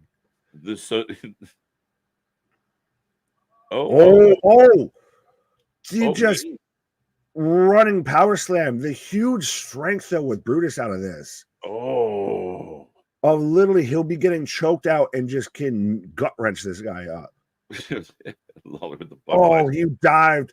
Hey, nice. I thought that was a botch, and then now we're going into this. So I dig it. He ducked the clothesline. He ducked the clothesline and turned it into a submission. He's just eating hammer fist now. Is Brutus? Come on, Baby Banner. As I mentioned, the crucifix. He's about to get caught in a crucifix and just eating them bones. He's in trouble. He's in trouble. Bro, they literally are listening. They're doing the spots as we call them. Brutus. He backslid. Is he going to pick? He's going to just straight off the ground pick this man up into a Death Valley driver or something. Yo, what a move. Yo. The way he rolled through was unbelievable. I like that, though. He didn't fully get it, but he had it. And then now we're just eating shots. Come on, Baby Banner. Lawler clapping him. Clapping him. To the body. That's really fucks up your equilibrium of if you like clap somebody's ear. Yeah. That super fucks up your equilibrium. Shit. Buckled him with a kick. No, that's the worst. If you've ever been clapped upside the head like that and then someone catches the ear, like ear muffs your ear, oh my God. Yeah, it's literally science because of everything, the pressure behind your ear and all of that, and it throws off your equilibrium way worse. Kick to the back of the head. I know I was joking with everybody saying being upset at Brutus wins this, but God damn it, Brutus, let's go. Right. Match is going out here. Wild. gets this man over for a belly to back. Jesus. I mean, Drop dude. kick to the back of the shoulder blades there. Oh, yeah. Fight back. Smash. That's right. Smash. Oh, going for Kimura. This got to be it. Just dick punch him. Your hand's right there. Just punk. Headbutt. Right. Bite his dick. Grab his and twist it. Yeah, that's exactly what I was thinking. Barrel roll. Gut wrench powerbomb. This match is not ending. Clothesline. Just that's it. Fight over. Thanks for coming. Gut wrench powerbomb and just clatters him. And that works so well because he ducked the clothesline the first time and kept it going and kept him in the match and then just arose such a clatter. Wow, big win. I take another fucking L. Yeah, my God. The only thing that screwed me has been Royce. Royce to 5'9". Laid him out. So both. Oh no, Royce. Yeah, Royce. Yeah, Royce Dempsey. Shit. Never mind. Move on. Sorry. Brutus looks very outmatched. Well, not anymore. But see, that's the thing, that's the point. And that looked really good. Like Tom Lawler looked really good in that. Yeah, no, I thought that was a nice back and forth. It looked like the veteran guy working out the young guy, and the young powerhouse found a way to get that moment and win. The gut wrench into the power bomb into the clothesline. Perfect. Hulk smash. I'm so freaking into this show right now. Insanity is what this show is. Anthony, you know you can watch like UFC, right? Like that is a sport that exists. Man, I mean, technically, if you think about it, I'm like, this could be maybe not this exact look. Maybe they change up how the ring looks, but the return. Were you pumping about LAX? Yeah, my guy. This is Boricua NY. This to me, like you said it earlier. This is a match just dripping with history, with continuity. This to me is the Battle of NY right now. And shout out to GCW, like good packages tonight. They've had high packages. Yeah, like this is really good shit what we're getting right now. If you don't know the history of Santana and Homicide, piecing it together, watching this, at least you understand that there is a long-standing history, and there's a story to be told here. Oh shit! Yeah. So get your predictions in, folks. Homicide, Santana, two men that go way back. Go way back, and like I said, for right now, to me, as far as like the New York, especially the New York independent wrestling scene, this is like the OG passing it on to the new OG. Like, no, I remember we had Grim Reefer on here, our buddy, another GCW alum, and he talks about his time with Homicide and that whole crew, and then being a bunch of dogs, and it was not an easy grind. It was not an easy come up for aspiring wrestlers. It was a dog pen, man. Right, Christ. My favorite Eddie Kingston literally is homies, and the 1A to the 1B with Homicide here. So this is just dripping with history between like LAX, the New York independent wrestling scene. Like, these guys all know each other. This is set up to be a fucking barn burner. Yeah. This might be the fight of the night. This was the one I was most looking forward to when I read the card. Like, a lot of good matches listed, but this was the match of like, if you're going back and you've been watching for a while, like this match kind of tickles your fancy right away. Like, ooh. So yeah. And I mean, Santana came into his own in such a big way over the last little while. Since getting away from AEW, he's been outstanding. Since he's gotten away with from AEW, signed with TNA, been with House of Glory. We watched him actually last night on High Intensity. There we go. With House of Glory and everything. That this guy's found the next level, the next gear of he's a star in the making. As we're actually down, by the way, we've got this match, and then we've got 1, 2, 3 more matches. Let's go. We gonna be in and out within 2 hours, my guy, at this rate. Oh, as the crowd goes crazy for Homicide. He's like modern day New Jack, like not as insane as New Jack, but like you know him as he's OG, triple OG. Yeah. The only thing, and I mean, he's another one of those guys where you wonder, like, if he was a little more, taller. I wish I was a little bit taller. Right? I wish I was a ball. He was always true to himself, and you wonder if he could have played a little nicer. Where could he have gone? Where could he have got himself? Because he is such a talent. But but fuck that. This guy's got the legend and everything. Yep, that's it. Who he is. That's the thing, is he can still show up anywhere at any time and draw money. 100%. The Battle of New Yonkers is now. This match can be crazy, and the crowd is hyped for it. You're gonna get yourself in trouble because you said New Yonkers instead of New Yorkers. Yonkers is a borough, my guy. I honestly thought that's what it said. That's fair, but I was like, no, not quite. I was like, okay. Who you got? I'm gonna go Santana. Santana's on a rise right now. Oh, it has to be Santana. Has to be Santana. The young pup. This is Cowboy Cerrone taking on, Patty the Batty right now. You're just about to get dog walked a little bit. Right. Like, not like respectfully of like Santana's got the size, the stature, the youth, the speed, every asset on his side here. Right.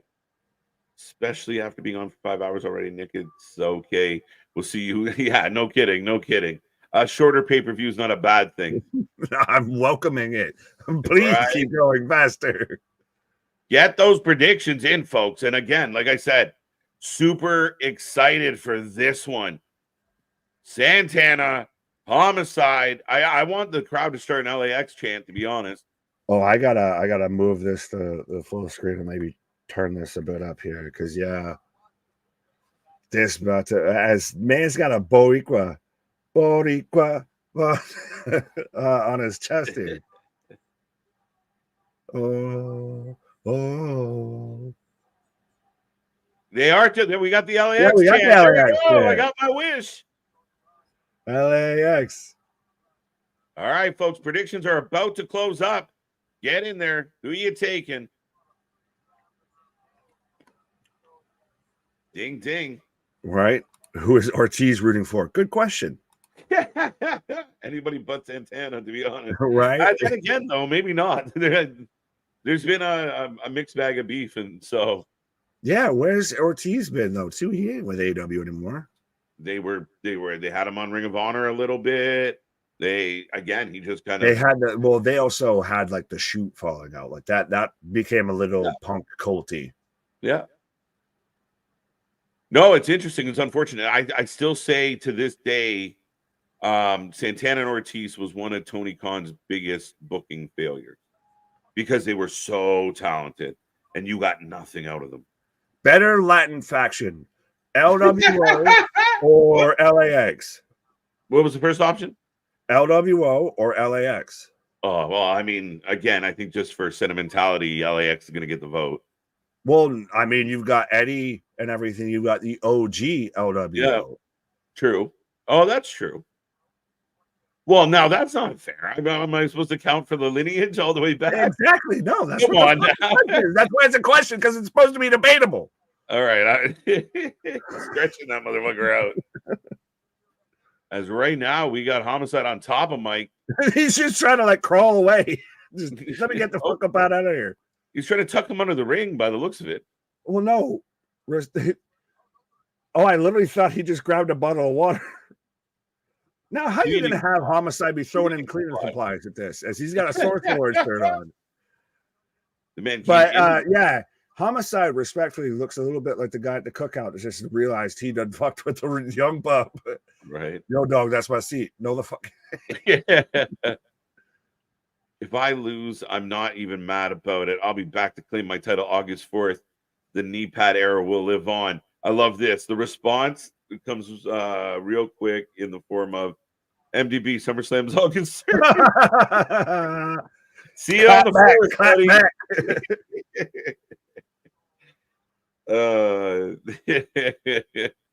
Sorry, bud. Oh, little bit of a calf stretch here from Santana. What was that? He just literally like Indian rope burn on his side of his neck.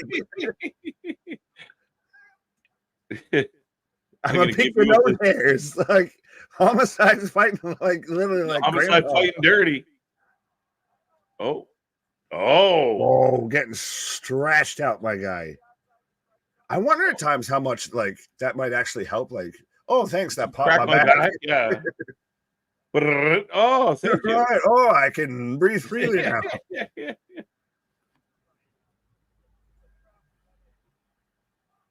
Yeah, Yonkers is a county above me. Yeah, see you out there just so. I honestly thought it said it. I only read what I thought, but that's funny as hell. I'll be here all the days. I'm from New York. New York.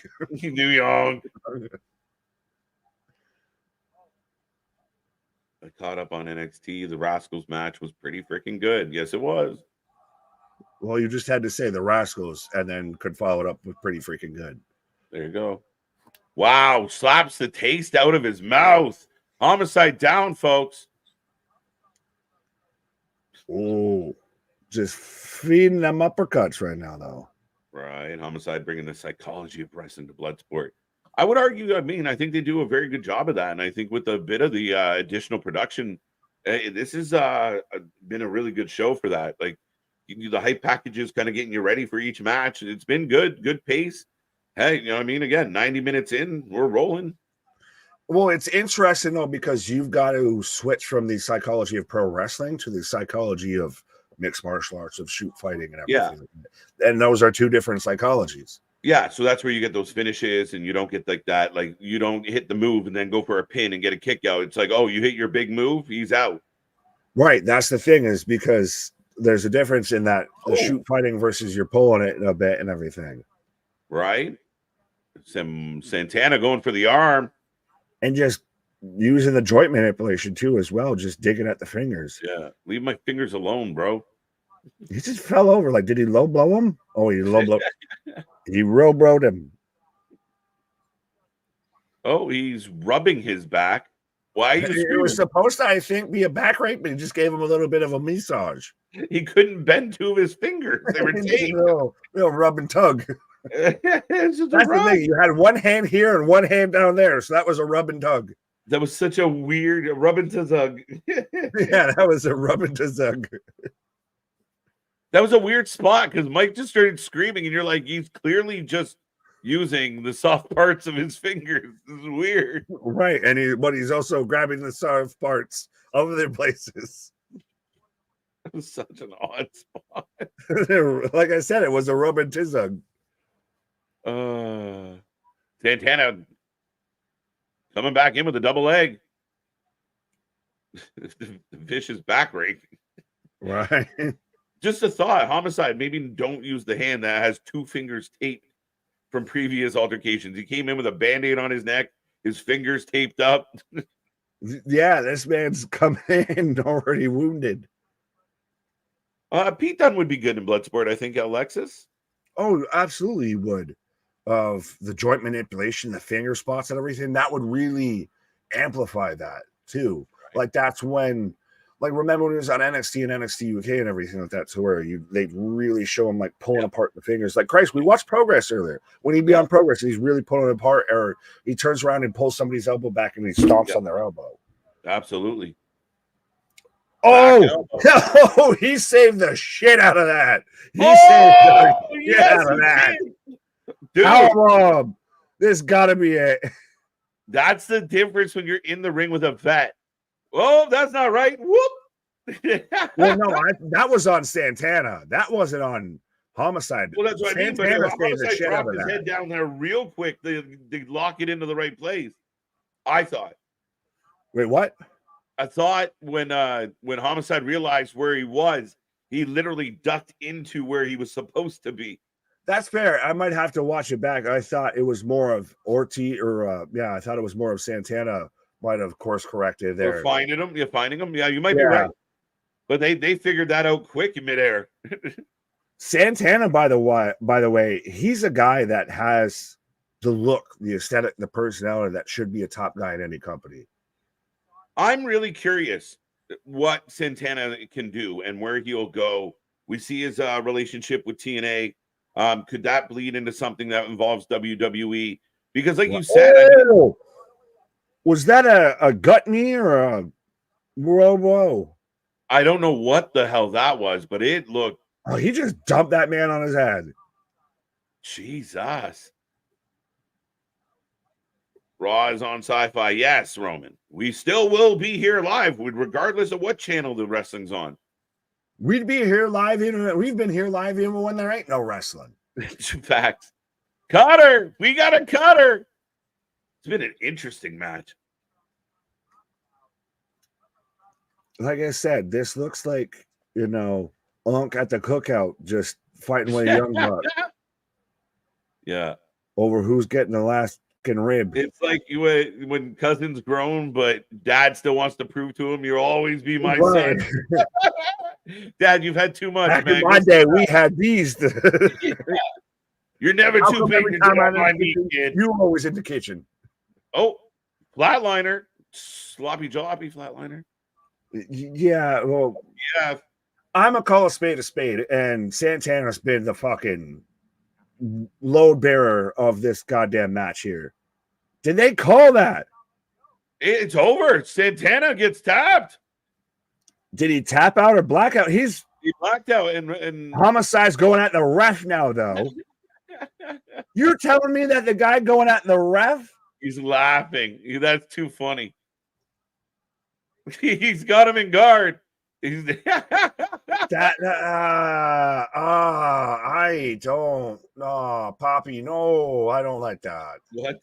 Santana lost. The end of that, everything I was gonna say I was saying before the match ended, it seems like Santana was the weight bearer, the load bearing force in that match. Of Homicide really didn't look like he was that into it, that good. We already had the rub into Zug spot and everything. He had to sit there and course correct on a cutter or what have you. And then now, the match ends, but he's still fucking around and farting around with the ref and everything. And just, no, my guy.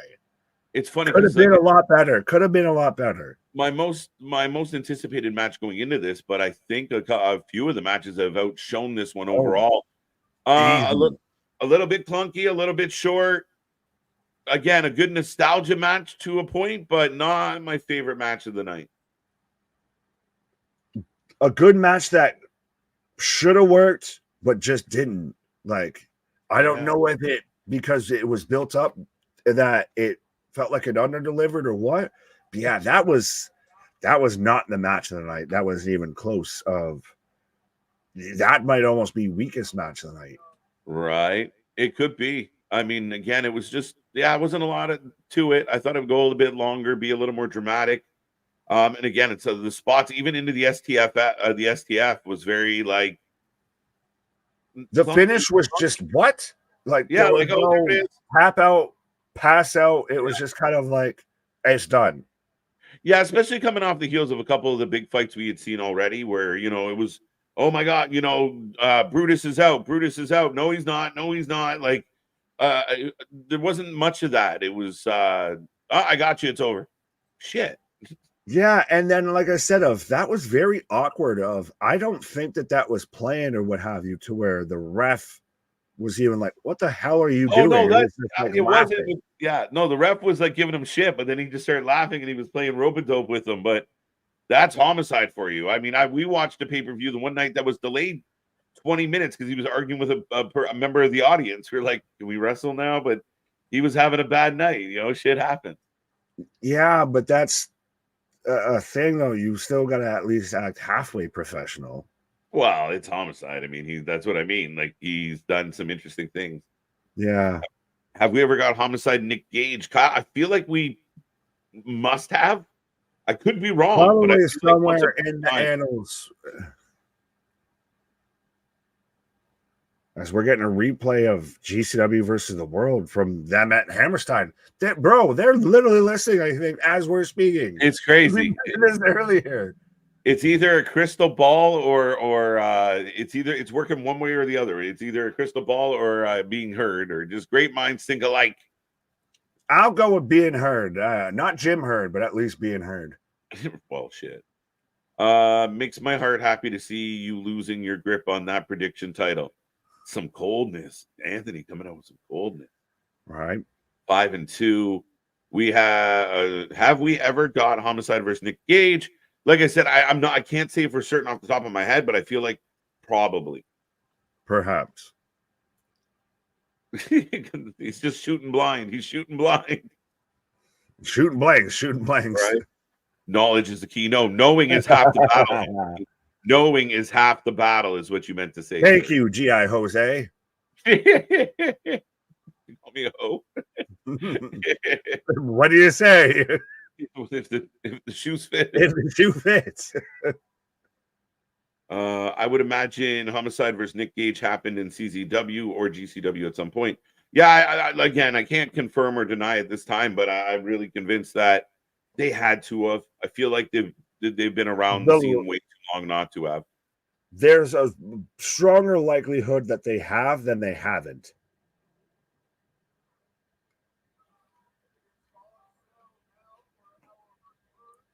Hey, shout out Tony D though with the video package. But yeah, I mean another advertising Game Changer Wrestling, bad one with Violent J as the cover boy. Is that why it looks like it's written in crayon? Yes, that's exactly why. Magnets, how do those work? If the Crayola fits, my friend. Right. You stick it up your nose. The G Code coming up September 15th. Zilla on the card. Look at all the fucking shows, man. Jeez. Remember when it was like one a month, one every like 6 weeks? Yeah. I know we try and say as much as we cover wrestling and everything, but holy fuck. Of like September 15th or September 14th, 15th, 20th, 21st, just in 1 month. August 2nd, 4th, 12th, 13th, 14th, 17th, 18th, 24th, 25th, and 31st. You would have saved time if you listed out the dates in August. They're not open. They're not doing something. Literally. You would have saved time. As Josh Barnett coming up next.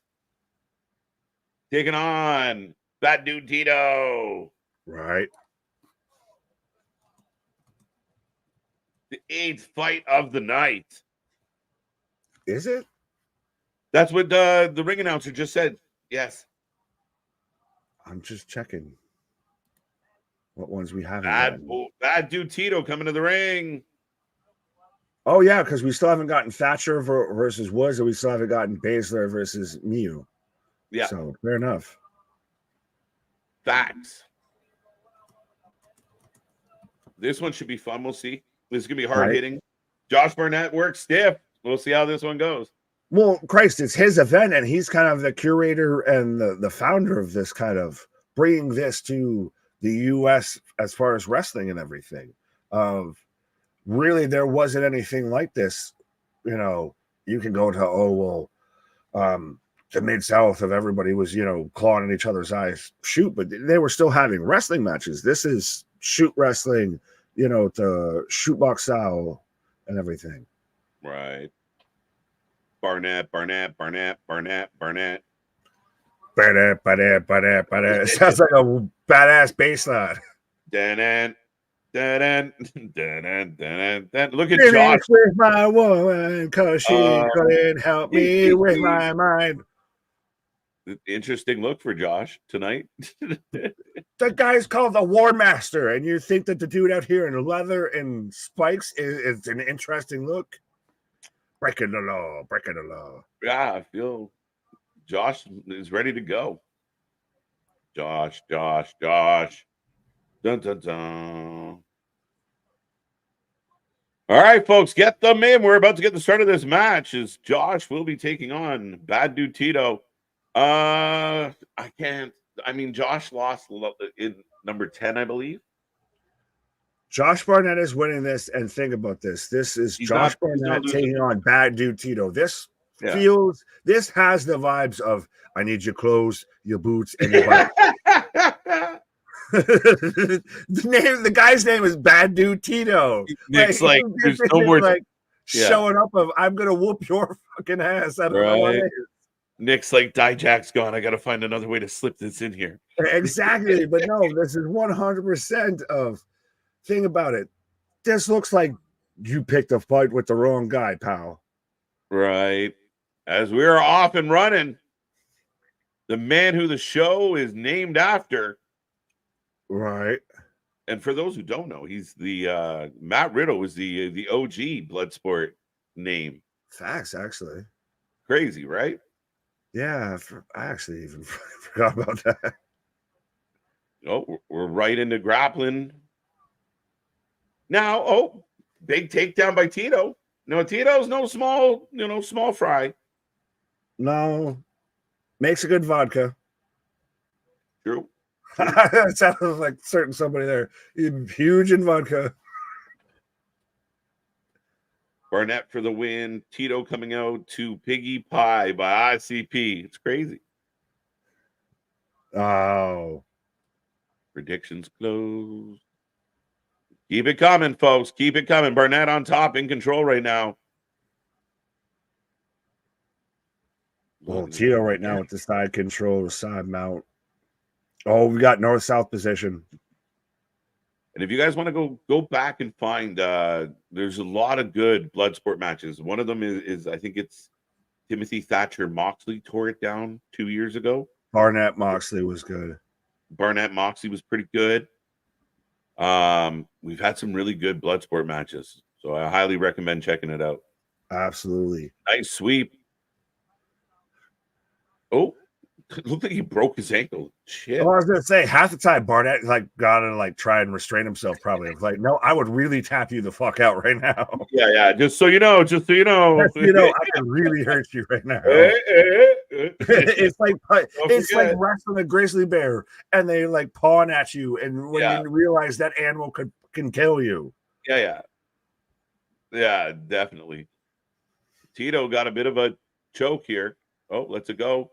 Palm strikes. ICP still do music, really, KJ Nick? Depends on your definitions of music, still and really. I mean, once upon a time, definitely a fan. Definitely got some good. Philadelphia, born and raised. Yeah, right. But I don't know what they've done over the last decade. I don't mind now. I saw them on Drink Champs and stuff like that. I'd more rather I was like you, was into him at a point and everything like that growing up because it was hard to avoid and everything. I'm still in the Slipknot and they're celebrating the 25th year anniversary. But now seeing them being on podcasts, now I just want to hear you talk about this crazy ass shit. Right. Yeah, man. No, I mean, I still to this day, dating game is one of my jams, but and there's quite a few more, but I don't know what they've done lately. I know Violent J shows up at some wrestling. You don't They really still have JCW's making a comeback. Yeah, I saw that, and I mean, I kind of partnering up a little bit with GCW doesn't hurt them. Mm-hmm. I don't see Shaggy too much. Do you? Like I said, most I've seen Shaggy is he did a podcast with Steve-O. Shaggy's just being a dude. I think Violent J is still I want to wrestle, man.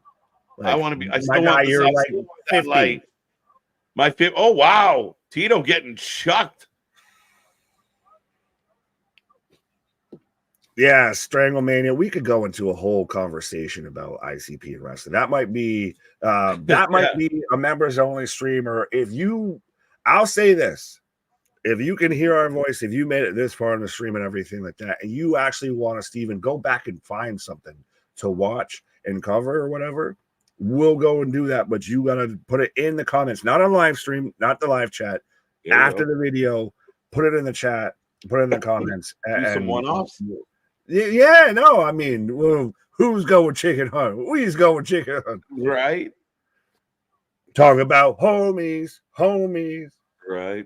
Nick and I are going to do the entire Juggalo collection. Oh, God. I've shared the stage with ICP. I think you mentioned this before, Smile Mark. Really cool, really cool. There you Green go. Jello, There you another go. funny. Where do I see GCW? Generally on a screen. Usually Triller. There's a trailer. Yeah, download Triller.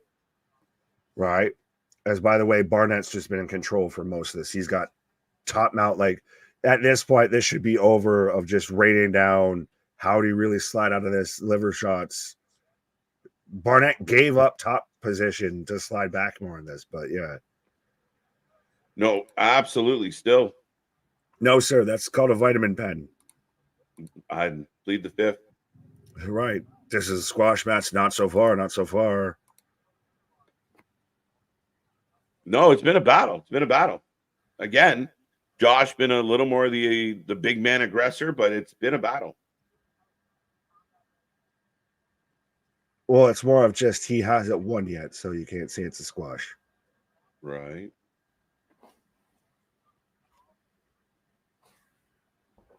Oh, and now just smashing him in the rib cage there. And that's got to suck, though, too, because that takes your cardio out. That takes, 100% affects your breathing, all of that. Of just getting smashed in the rib cage the whole time. Right. Oh! Wow. Huge suplex. Big elbow, too, to follow it up with.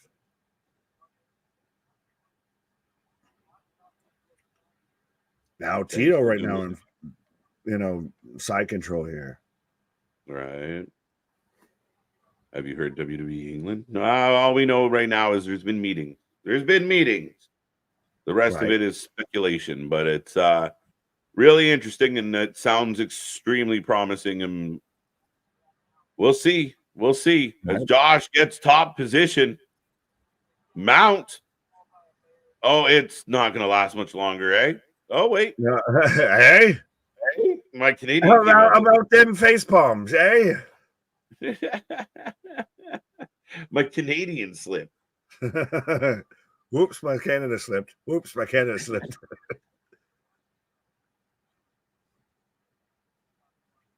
Front face lock by Barnett.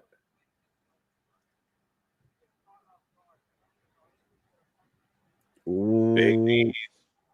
Fisherman suplex. I'm just yeeted that man. Josh, such a big man. It's on Triller, Daniel. We're watching it on Triller. Right. Well, Josh Barnett, a former UFC heavyweight champion, by the way.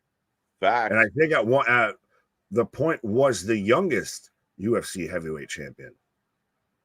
Yeah, that sounds accurate. Oh, rolling heel kick. That's it. That's it. He's out. Okay, it's over. Mercy. Yeah. Mercy is the rule, and I'm going to go find Mercy here for a little bit real quick. There you go.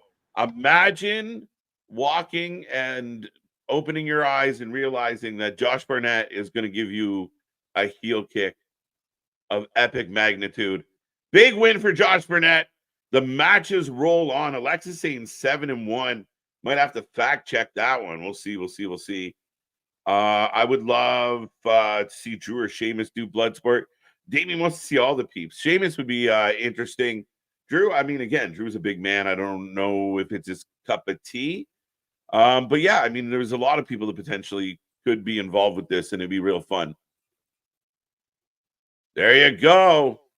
The man with his name in the title of the show with the big W over bad dude Tito. Folks, I hope everyone out there is doing well. I hope you had a great weekend. Thank you for spending any of that weekend here with us. We are back tomorrow for Raw, the go-home show for SummerSlam Tuesday. Great American Bash. We are getting a concert from Joe Hendry.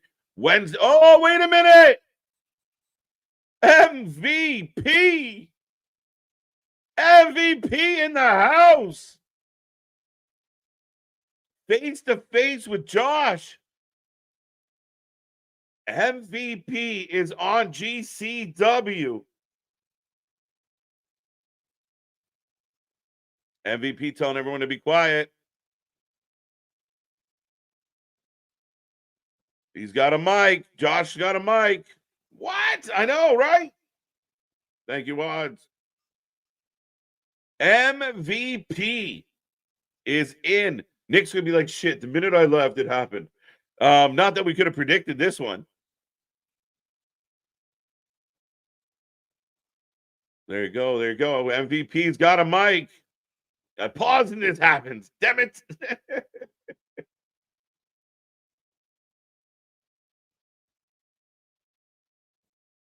So MVP saying, I recently got a black belt in Brazilian Jiu-Jitsu. My contract with a company I won't mention is over. So confirming, if anybody was wondering, MVP is no longer with the WWE, and he's here in GCW, and he's in the face of Josh Barnett challenging Josh for the next Bloodsport. Let's go. Let's go, folks. One more. I think Josh had that part of his career where everyone's like, please give us one more. Is this the last one? No? One more. Come on, one more. Okay. Free agent. It's facts.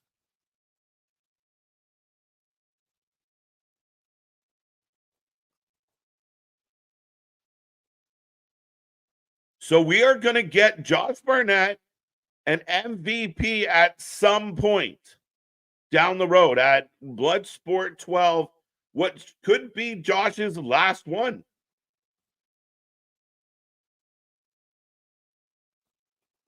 Oh, this is the land where the Hurt Business cashes the most checks.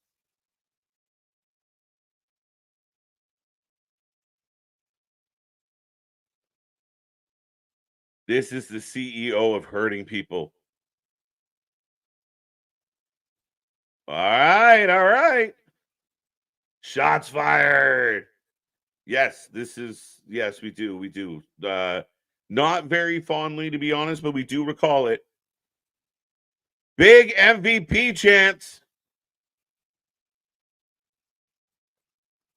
Lashley versus Barnett. Let's go. Let's go.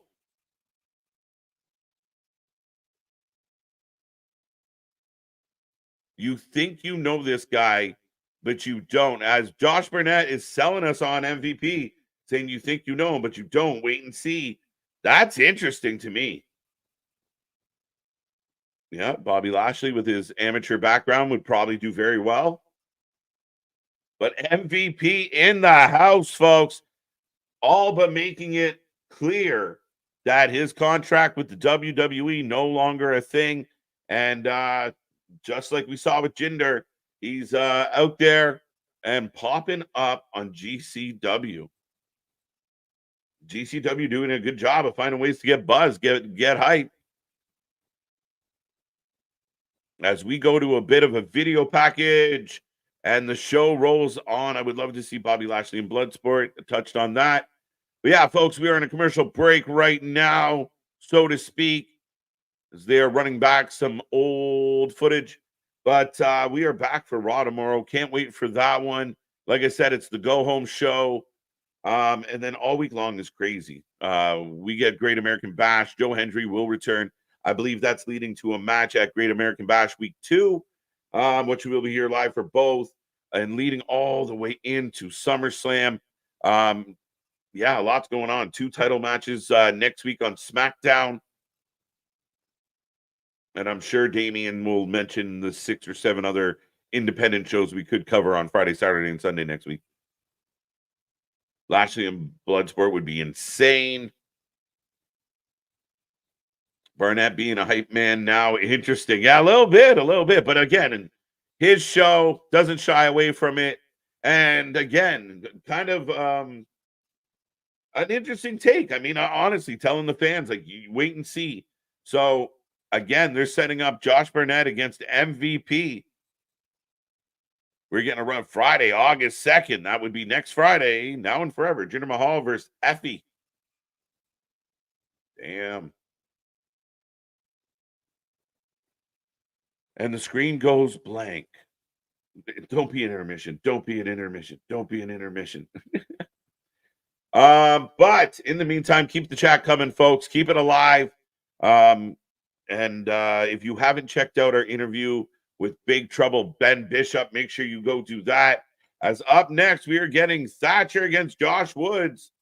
And I will take your predictions on that. Thank God it was not an intermission. Just a little delay coming back. So who are you taking in this battle? Do you got Thatcher? Do you have Woods? This should be a hard-hitting affair.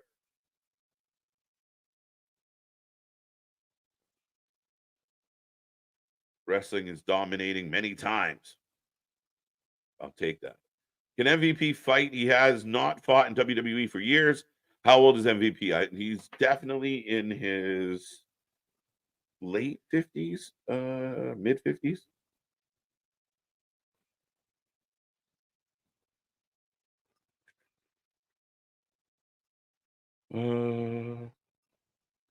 How old is this man? How old is this man?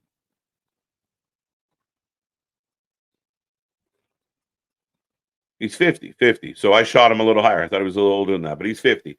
I know he's had some injuries, had some surgeries. Maybe he's feeling better than ever. But the idea that, keep in mind, he's going into a Bloodsport style match. Maybe that's more conducive to him at this time. I mean, being able to show off his Brazilian jiu-jitsu. He said he got a black belt. So let's go. I'm in. Because here comes Josh Woods. Thatcher.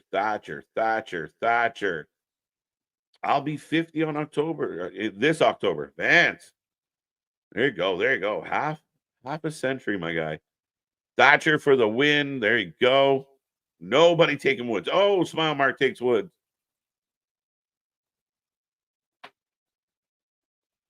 He invented MVP's whole posse hurt business. Well, again, and even having him reference, this is the place where business hurts and playing that game. Again, MVP does want to have some type of hurt business. So who knows how this plays out? Thatcher for the win. Woods for the win. A couple Woods. Okay.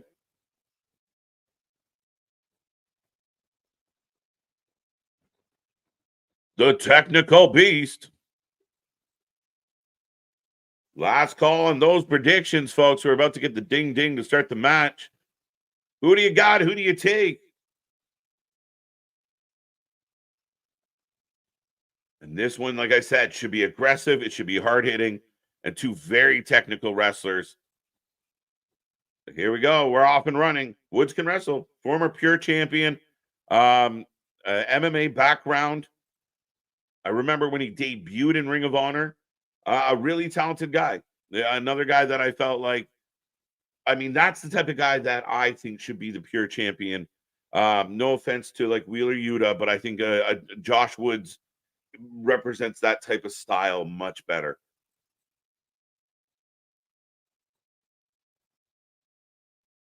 Right now, Woods trying to trap the arm. He's got top position. Woods for the win, says Kyle. Why is Willow versus Chris at I don't know, it's all in or all out? You might have to rephrase that. Timothy Thatcher gains control, grabbing the foot.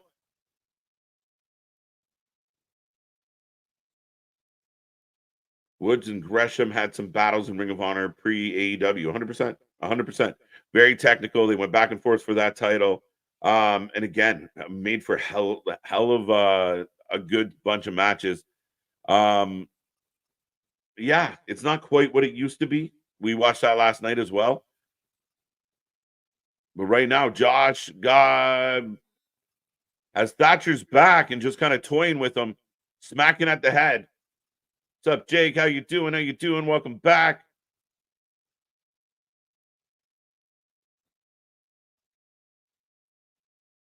Thatcher working the arm, trying to get, stretching the neck. Thatcher sounds like a dry muffin. Wink, wink. What Oh, silliness, silliness. And Thatcher's worked several blood sports now that he's been out on the independent. So not I think this is Wood's first time. I could be wrong. As we got a twerk in Woods, I believe, and he gets free. He gets free. Twerked his way out of the hole. Why is Willow and Chris on a Dynamite and not All In or All Out? Damien, you got to ask the booker. I mean, you do have to have quality matches on your weekly shows. Don't get me wrong. Could it build to, but again, can you build much past this match because the way it's been built now? I don't know. But again, I think Willow and Statlander could have been a much better feud, could be in a pay-per-view position. They're highlighting other ladies right now, and so they'll get their match. I don't know how much further it goes beyond that, Damien, to be honest. I really don't.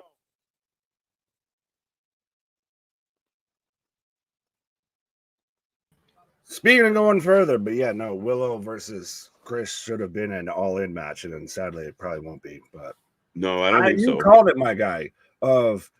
I leave for 10 seconds, and MVP shows up. I literally, I sparked my smoke as MVP. I'm like, fuck. Hilarious. Did not see that coming. But yeah, it comes out and challenges Josh. And it makes sense. I mean, the guy's been in judo or jiu-jitsu and grappling competitions in Abu Dhabi and everything like that. That's where, if you're into MMA and you want to go even the next layer down on that iceberg, you go into the grappling competitions that are out there in like Abu Dhabi and shit like that. And those are serious grappling competitions. Right.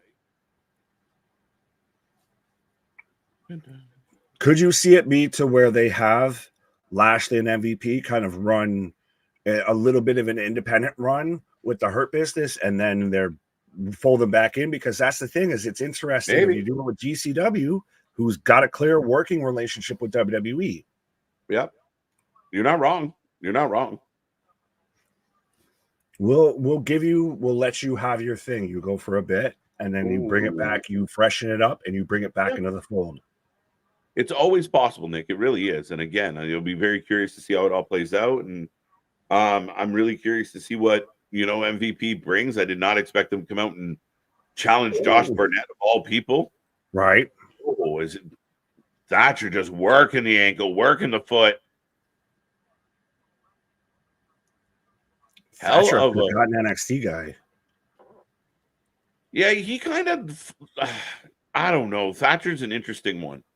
Because I feel like there's a lot there, but you had a few too many guys kind of like him. Not that they were same. No, like, he's in that era when you had like Oni Lorcan and stuff like that. Because remember, we've seen Oni on under his newer indie name on Bloodsport and everything like that. Yeah. So it's that kind of that era.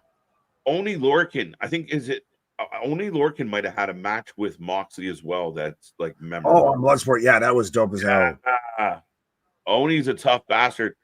Yeah, remember they were taking turns breaking each other's nose by accident week in and week out. Yeah. European uppercut shattered the nose. No, but Timothy Thatcher just looks like a guy that's just like Stu Hart. What is his wet dream is Timothy Thatcher. Just stretch up. Right. The guy's got clearly balding hairline, giant gap in the teeth, and everything like that. The scraggly beard, and just looks like he would just stretch you from here to Tequila Sunrise. Right. Outstanding. Kyle saying, KJ, who are some ladies you would like to see on a future Bloodsport show? That's an interesting question. Maybe someone like an Ivy Nile would be fun. See what she could do in this venue, even though she's a little one. I'll give you a little one on the other side then, Layla Hirsch. Layla Hirsch is a good show. Did she do one? Shafir's done one. She's great in these. Yeah. She did 10. She did 10 and looked great too. Are you surprised Shafir's not got a little more love now that she's kind of found herself in the indies and kind of locked into something that they couldn't use her somewhere else? Surprised by anything in AEW at this point. That's an oxymoron at this point. Right. But yeah, I think there's some real good ladies out there. With Jordan Grace. Jordan Grace would be interesting. Yeah. Thea Hale. She wins matches with the Kimura. Yeah, that'd be interesting. That'd be both men roll out of the ring. Both men to the outside.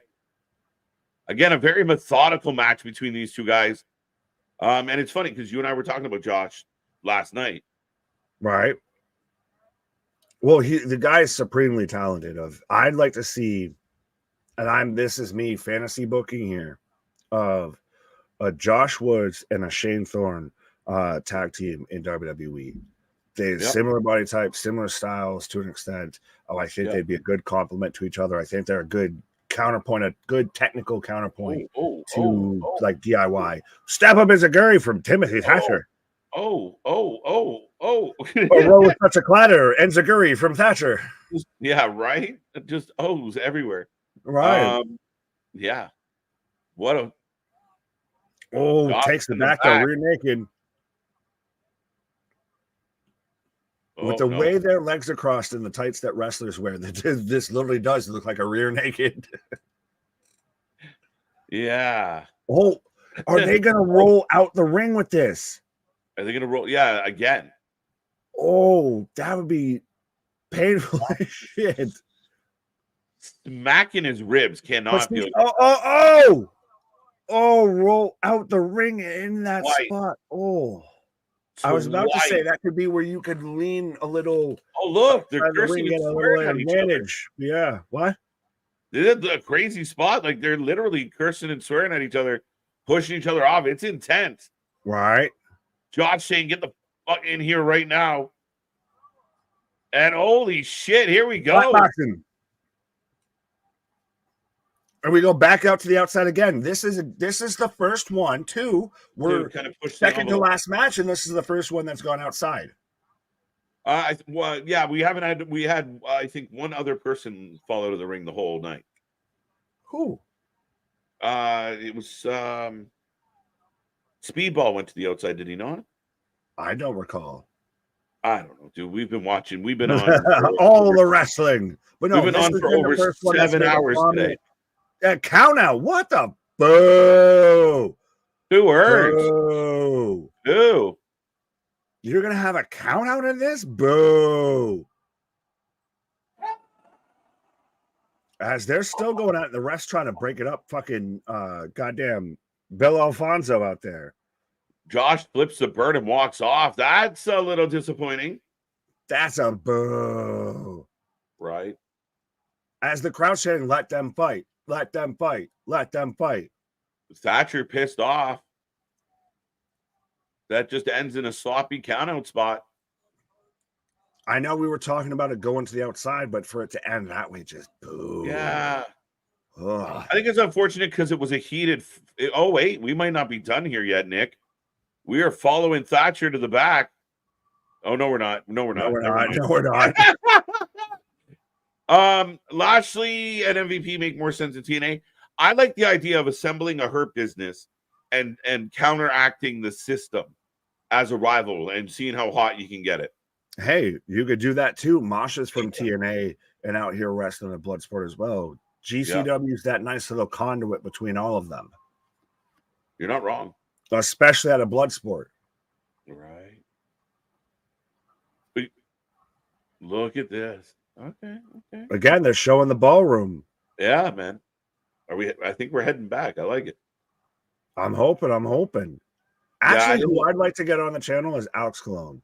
I've been a big fan of him, and he's been one of those GCW like true and trues. Yeah, you're not wrong.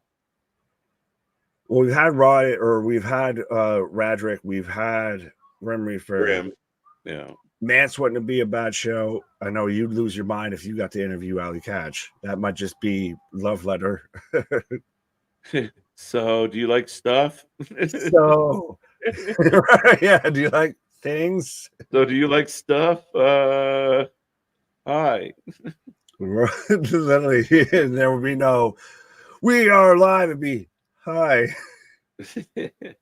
Would Willow be good in Bloodsport? I don't. She doesn't strike me as a natural Bloodsport selection. Depends on the matchup. Depends on the matchup. Again, if you can bring it, you can bring it. I mean, who am I to say no? I'm surprised if I'm GCW, Xia Li. Xia Li would be interesting. She's a free agent. Yeah. So up next, we're getting Shayna Baszler. The main event. Is it main event time? Yeah, we're at the main event. Yeah, because we've already had Homicide Santana. Homicide won. We've had Bailey Akira. Bailey won with the head kick knockout. We had Masha Jody. Masha won. Yeah. Thatcher, Josh Woods. We just saw that. Count out. Bullshit. Julius versus Makowski. Julius won. Brutus versus Lawler. Brutus won. Dempsey, Isaac, Royce. Royce won. Hetty Brian Johnson was the opener, and then we had Barnett, Bad Dude Tito. There we go. Hey, this is a nice little package though of 2.5 hours here, my guy. That ain't bad. That ain't bad. Beautiful. This is how it's done. No frills. No frills. Get to the point. Get to the banging. Right, exactly. Like I said respectfully, we watched Progress earlier. They had a nice 5-hour show that should have been a 3-hour show. You're like, you guys don't have to watch this anymore. Thank you. I don't see a problem. No, it's silly. But Baszler and Yamashita coming up next. Again, the main event. So here we go, folks. If you can't take criticism, this ain't the business for you. Fuck you and your half-hour intermission. Yeah, it's interesting to have a count out. I didn't even know it was possible, but I guess there we go. Right. Here we go. Miyu Yamashita taking on Shayna Baszler. I think yours is a touch loud at the moment. Oh, sorry. I get nervous during the entrances. Yeah. Because they don't, they just use whatever. Oh, yeah. Especially, we were talking about they used an ICP song in Coolio earlier. Yeah. And it's, again, this is why they're the modern ECW, because they don't have rights for that shit. They don't have rights for that. A licensing deal? What's that? Right. Masha versus Marina, future Bloodsport. Take my money unless they've already happened. I think that has happened, actually. Well, again, we had Masha Shayna. Was it not at 10? Or was that Masha Shafir? You're right. Yeah, I think it was Marina. You might. Yeah, I think it was 10. Yeah, I think it was those two. Well, who did? No, it was Masha and Shayna at 10. That's true. Shit, 9? Maybe. It feels like it's something that they've done. So, if they hadn't, then good on them. You've still got a round in the chamber, but yeah. Right. Dun, dun, dun. Here comes Shayna Baszler. Shayna for the win. Oh, sorry. No, it's time for the main. No, you got to say this. You got to read that one. You got to do your Mark Henry impression. It's time for the main event. Shayna for the win. Wrestling overtime. Yeah, it's time for the main event. He's so happy about it. Yeah.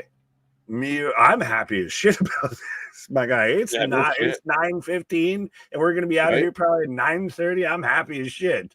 Ladies and gentlemen, stay tuned for our 5 post-match bonus. Bullshit. You'll be here. I won't. Right.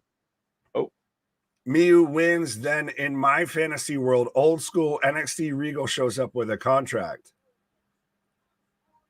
Well, we watched Riho, not the bad one, the good one, earlier today and everything like that. And we had talked about it even during that show of how WWE's been interested in this. Of a lot of WWE's recent big signings have all been female wrestlers. A bulk of them, yeah, for sure. I mean, it's been an interesting observation. Right. All right, folks, get those predictions in. Last call, last match, your last chance to become the prediction champion here on the channel. The last dance.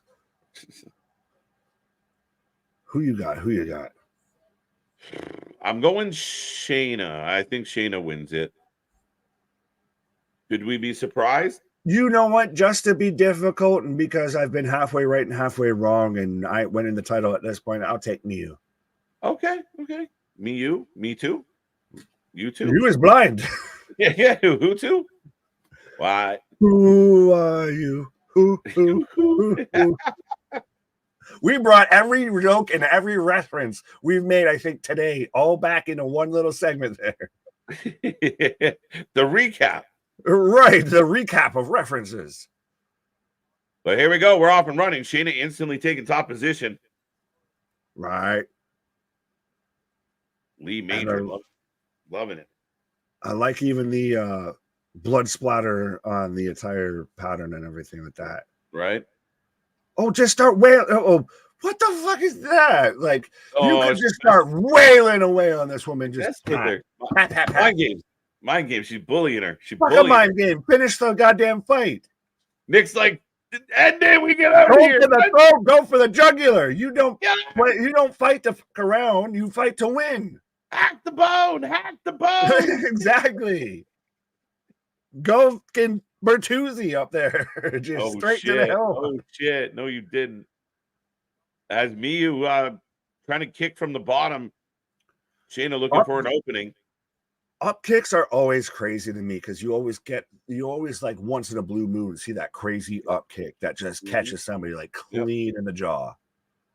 That's again one of the, like you said, the craziest spot, because once in a blue moon somebody gets aggressive and steps in too fast and catches one. Woo-hoo. Right. So much force behind it. Yeah, because you've got nothing but just literally you're right off your back. You've got the ton of force. Oh, locking hands for a walks second. Away from the spinning backwards there. Oh, there you go. Miyu backing Shayna right off with some kicks. Right.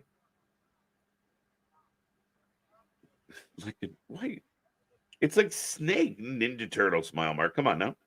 Is it not more snaky for you? Wait, what are you talking about? Miyu's attire, he said, is very Ninja Turtle. To who? Well, that's why I thought it was very snaky. This is the intelligent part. If you're just tuning in, yeah, like who is doing this show? Right. No, I think it's just wrestling attire. I don't get full. I definitely don't get Teenage Mutant Ninja Turtles. I can say that. You can bebop and rock steady on your way here with that. Shayna grabbing the waist. Oh, now I see what you're saying of because of I see it's got a very much a Snake Plissken attire to it. What I love is you gave that monologue and then followed it with, "Oh wait, I see it." I don't care. Unlike Kuna, I will admit when I'm wrong. No, that's amazing. That's amazing. I still feel like it's more snake than turtle, but hey, I'm being picky. Oh, that's definitely no turtle. Am I not turtle enough for the Turtle Club? Right. I love turtles. I like turtles. That's early Darby Allin interview. I like turtles. Jeez. Just the boots and the shoes. There you go. Fair enough. I see what you're saying. I don't, but you can have that. I'm just being nice, Shush. Don't tell him. I'm just being nice. You got to be honest. Could we get the next favorite Yamashita versus Miyu? Yamashita. One day on Bloodsport. There you go. Confuse everybody. Yeah, I don't know. Rita versus Miyu. Let's go. I'll take Rita would just pull up a fucking shard of glass and just like cut your throat down. Yeah. I'd like to see her do Bloodsport again. I feel like she's been in one, but her style is not that style. Her style is the deathmatch style. Yeah, for sure. Like there is still, you could say, like someone was saying earlier, Roman Reigns. Oh, him in a Bloodsport. That'd be cool, but that style doesn't play to that. There's certain wrestlers that their style plays to this. Mm-hmm. For sure. For sure. Oh, we're getting the scissor me timbers. Her boots have toes. Yeah, I'm noticing this now. She's a member of the Foot Clan. Yeah. You're stupid. I know I am, but I'm also calling wrestling. That is the best thing ever. Tied it all the way back to Ninja Turtles now, in a more efficient way than 100%. before. Listen, sometimes the engine fires up here. It might be missing a cylinder or two, but it's still firing. Yeah. Smile Mark's gonna be like, that's what I meant the entire time. Like, you can both eat a yeah, you potters. That's what I was saying. right.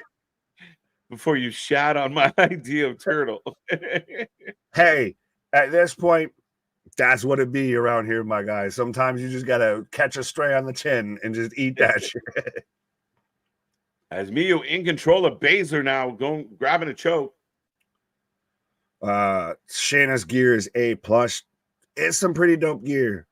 She's got, a little barbed wire, the knees, the blood splatter on the knee. And if I'm mistaken, it looks like she's like got that, a tire on her chest of like, she took bullets and didn't affect her. Right. Shayna so just manipulating those fingers for a moment. Echo BB, which PLE pay-per-view have y'all enjoyed more? Take away the length of progress. Interesting ass question and a great question, actually. Maybe recency bias or time of day bias, but I mean Bloodsport match after match after match after match after match. I'm liking Bloodsport a lot. Yeah, like if you take away the pacing and the time issues, what have you, and just go strictly in ring, it gets a lot closer than you really think it would be. Yeah, because there was a lot of great stuff in ring on Progress. Like as much as we were saying, maybe shouldn't have had intermissions, maybe shouldn't have gone 5 hours. Yeah, shut up, Swell Mark. You can have that. Wait, sorry, the vitamins might have impeded some things. But yeah, it made for a good joke and a good moment. So let it happen. Just let it be there. But I'd still go Bloodsport, but the it's a little bit more neck and neck. Like especially the start of that show were really great matches. Yeah, that's the thing about today's show was it was really good. I mean, I thought the quality of wrestling was outstanding. I thought I just think there was way too many gaps between what we wanted and getting in that ring, getting the action. And again, I think the show was longer than it needed to be, but I thought it was quality. The only thing I could say as far as my like Bloodsport, just a little more consistent overall. It's hard to really split that hair of the timing. Yeah, a little bit, because that plays into so much of it. As we've seen with every other wrestling that we watch, the pacing, the timing, how the show's presented plays so much of a part. Yeah. No, go ahead.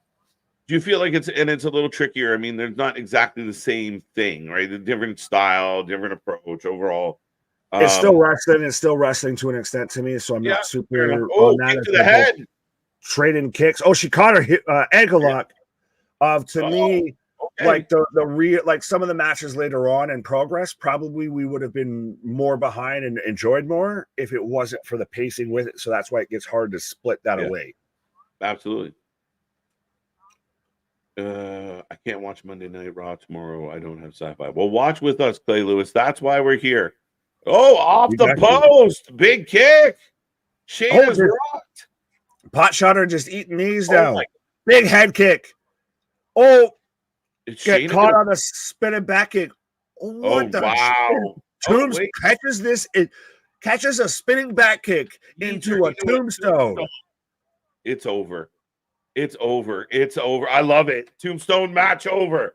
That is much respect. Yo. So they called the match off that. That's absolutely. Crazy. Well, no. You get hit with a tombstone, it's over. It's over. No, I blinked and missed it. So I caught the tombstone, but not the fit, not them calling it.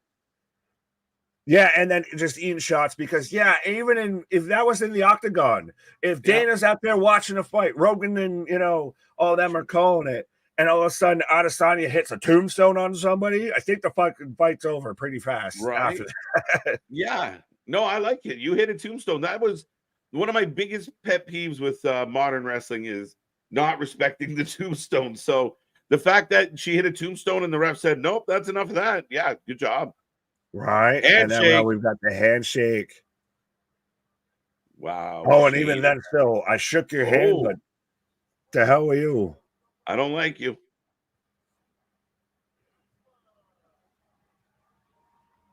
There you go. Now, where's Zoe Starks and Sonya Deville? They should have been here. Run in. Been on the card, even. Yeah. You get me a Sonya on here or Zoe? Sonya would be a good show. They asked earlier about other women. I mean, Sonya would be an interesting show for this. Right? Yeah, no, there's two not bad shouts right there. Is Shayna's got a microphone and it still don't work. Not well. No, but just on a side note, with like everything with San Diego Comic-Con of Zoe losing her mind about her action figure and Punk hugging her, can we just actually act like normal human beings and shit like that and not make everything fucking weird and creepy? Yeah, come on now. Just be happy about something. Let right, something... like just because you can't interact with women doesn't mean other people can't interact with women. Oh, he touched her. He touched her. Alert. Right. Come the fuck on. What? Pause. Regal is there scouting. Yeah, I believe you. We're seeing some new names here show up on the back end. Regal is there scouting. What up? There you go. He might be looking at me. I wouldn't be surprised.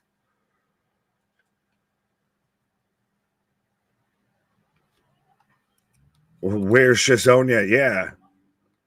Yeah, right. Where's the friend? MDB 5-4-1. This show sucked. How'd you get a draw? How'd you get a draw on a show that doesn't have a draw? Didn't we have a double count out? Was it a double? I thought it was just. I don't know. We're gonna have to go to the judges on this one. Well, I see Bradley, so it seems like we might have. We at least got that count out. It might have been double. And yeah, we'll have to go double count out. Decision. The cage match official is double count out, folks. 9 minutes and 39 seconds. So do have a draw. Shite. There you go. What happened to the people that don't have draws? That's my question. Then we asked them to buy underwear. Shayna cuts a promo, says goodnight all, and the crowd's on their feet, folks. Listen, that is pretty. 2 hours, 26 minutes, solid. In and out. Yeah. Great matches, great show, a bow on it. You can see the smile on Nick's face forming like, we're free. Freedom. Well, no, and you let my joke just go over, over everybody. You said, what about those people who don't have drawers? And I said, well, we've asked them to buy underwear. Yeah. Terrible dad joke. Folks, get your rating out of 10 in. Let us know how you did. We'll try and figure out who the new champion is. I know it's probably not MDB this time. Me! It's MVP instead of MDB. Right. There you go. 6-3-1. Top 3 matches of the night. Dempsey, Isaac, Bailey, Akira, Bennett, Bad Dude, Tito. I liked the speedball match a lot just because of the way they delivered it. Outstanding. I like that, and actually, I think it could be a bit because it was such a, I'll say, palate cleanser from Progress of the opening match of Hetty and Brian Johnson, because there were submissions and everything like that. Yeah. I really think that's the underrated match of the night. Yeah. I liked Speedball because that was the only KO victory that you saw, to where literally just eats a head kick. Like that's, I can go play UFC 3, 4, 5, 6, whatever right now and recreate that same finish of just head kick knockout. Yeah, Woods Thatcher match of the night. Maybe not. 8 out of 10 says Smile Mark. 0 to 10. I lost my title. Boo earns. Yeah. Weakest match of the night. I think Homicide Santana disappointed me the most. It wasn't a terrible match, but it didn't live up to the hype, I guess, or it fell a little flatter than I anticipated. Hype or no hype, that was probably the weakest match of the night. Outside of the double count out, that was the weakest match. Yeah, and I think the double count out was a good match other than the finish. I thought the two guys were really grinding it out, except it came to an abrupt stop before we really got into anything crazy. So valid point there. No, I mean, again, I really thought we'd get a little more out of Homicide and Santana. Yeah, I'll take a bad finish with a good match versus just shite overall. Yeah, fair enough. I don't disagree with that at all. So, I mean, yeah, I thought there wasn't much on the card I disliked. Even a couple of the parts where I'm like, that might have been better. I thought Masha and Jody Threat was a really solid match. I thought they did really well. Yeah, I mean, I'm very, very content. I thought Brutus and Julius both did extremely well tonight. Don't forget they both picked up W's. Which one more impressive to you? Brutus's win was more surprising to me. Really showing off his power. I think Julius did surprise me though. Again, not that he surprised me more, but again, it's just another example of like this kid's talented, like big, strong, agile. It was a good showing for him. Julius looks like a front runner for an early main event guy, 100%. Yep. Brutus, I think was a better match. Might have had a better opponent for that type of match and everything, with it being Tom Lawler. I think that was a really good match. And I know even when we were watching it, I kind of laughed of like, you calling it an upset if he gets the win? And then by the end, I'm like, holy shit, he's really gonna have to gut this out. Like he's getting his ass handed to him, and he sure gutted it out. And I like that they played in. He ducked the clothesline the first time, then eats a huge sit out power bomb or suplex there, and then turns around, eats that clothesline, bites over. No, 100%. I completely agree with that, and I think, I think we got a really nice pay-per-view again, especially under the circumstances today. 2.5 hours.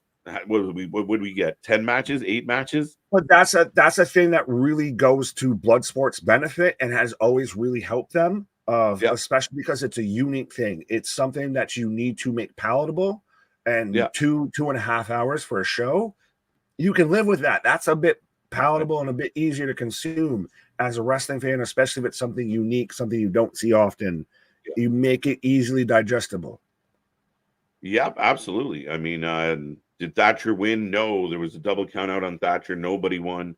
And again, then you throw in this little random surprise. MVP shows up, lets the world know I'm no longer contracted to my previous employer.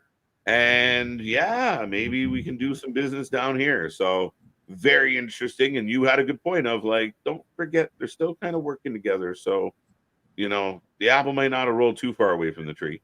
Yeah, but I still also really like the idea ultimately of, I know MVP could do some things, what have you, and it might be interesting if, the old samurai going against the old warrior and everything like that. But you give me Bobby Lashley, who's also, let's not forget, a former Bellator Strike Force world heavyweight champion and everything like that.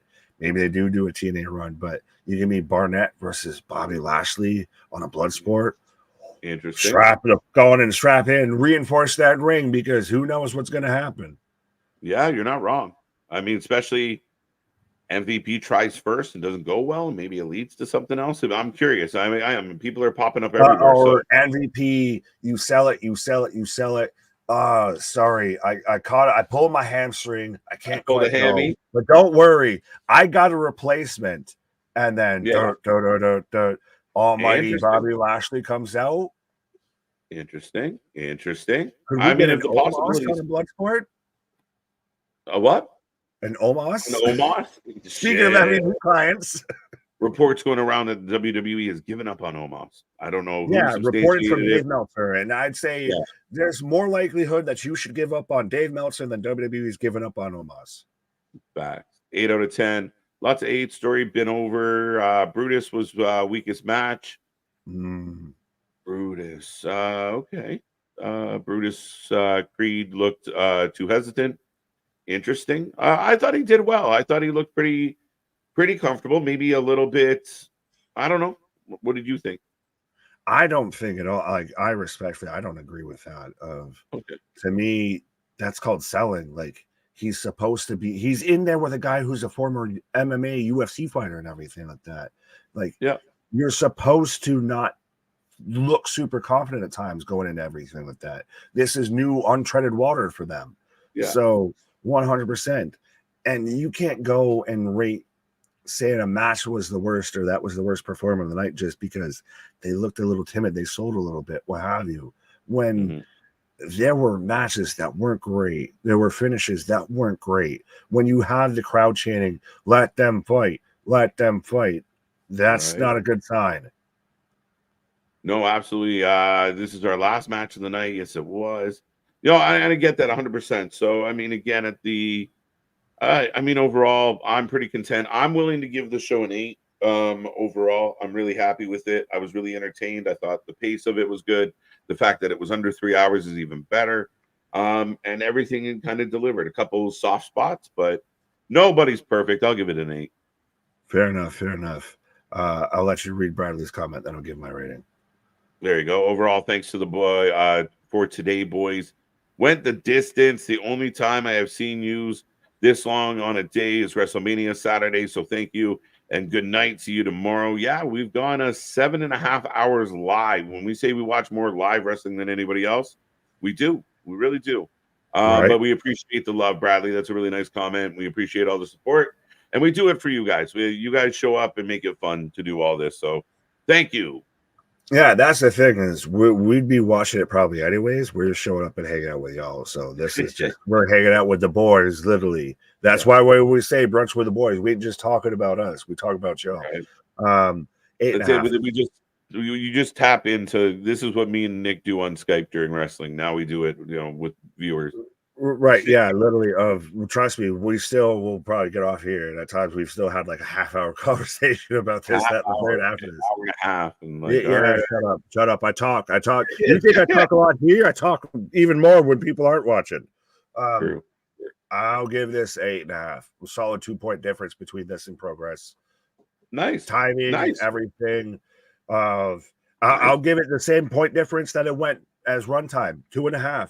Yeah, there you go. That's fair. Yeah, to me, I think this was a really good show. And like I said, I really liked this is something that if I was trying to get someone into watching Bloodsport, this is something that you're not inundating them with anything. Yeah, I have a PhD in yapology, going for my master's and everything like that too. Wax off. But this makes stuff like Bloodsport and everything really digestible of 2.5 hours. Really great show. Nothing but constant action, constant pacing going. Really good.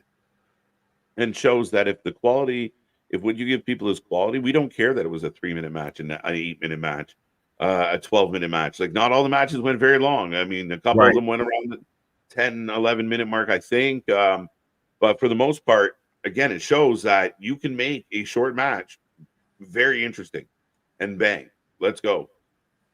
How long was Bailey? 90 seconds? 2 minutes? That, maybe, yeah, he got busted open and that it was head kick, but would have been a little outside this background to even our interview with Big Bad that you need to go and check out of you capitalize on your minutes. If this is the time you've got, you make the most of it. Facts, folks. But no, we thank everyone for being here. We thank everybody for joining us tonight. We are back all week long. The go-home shows for SummerSlam, plus Great American Bash, which is a Joe Hendry concert, will be a part of that. So do not miss that at all. Dynamite Wednesday, Thursday preview show for SummerSlam. So much more. We're working on more stuff behind the scenes and more content coming your way. Big shout out. Check out all our links and socials below.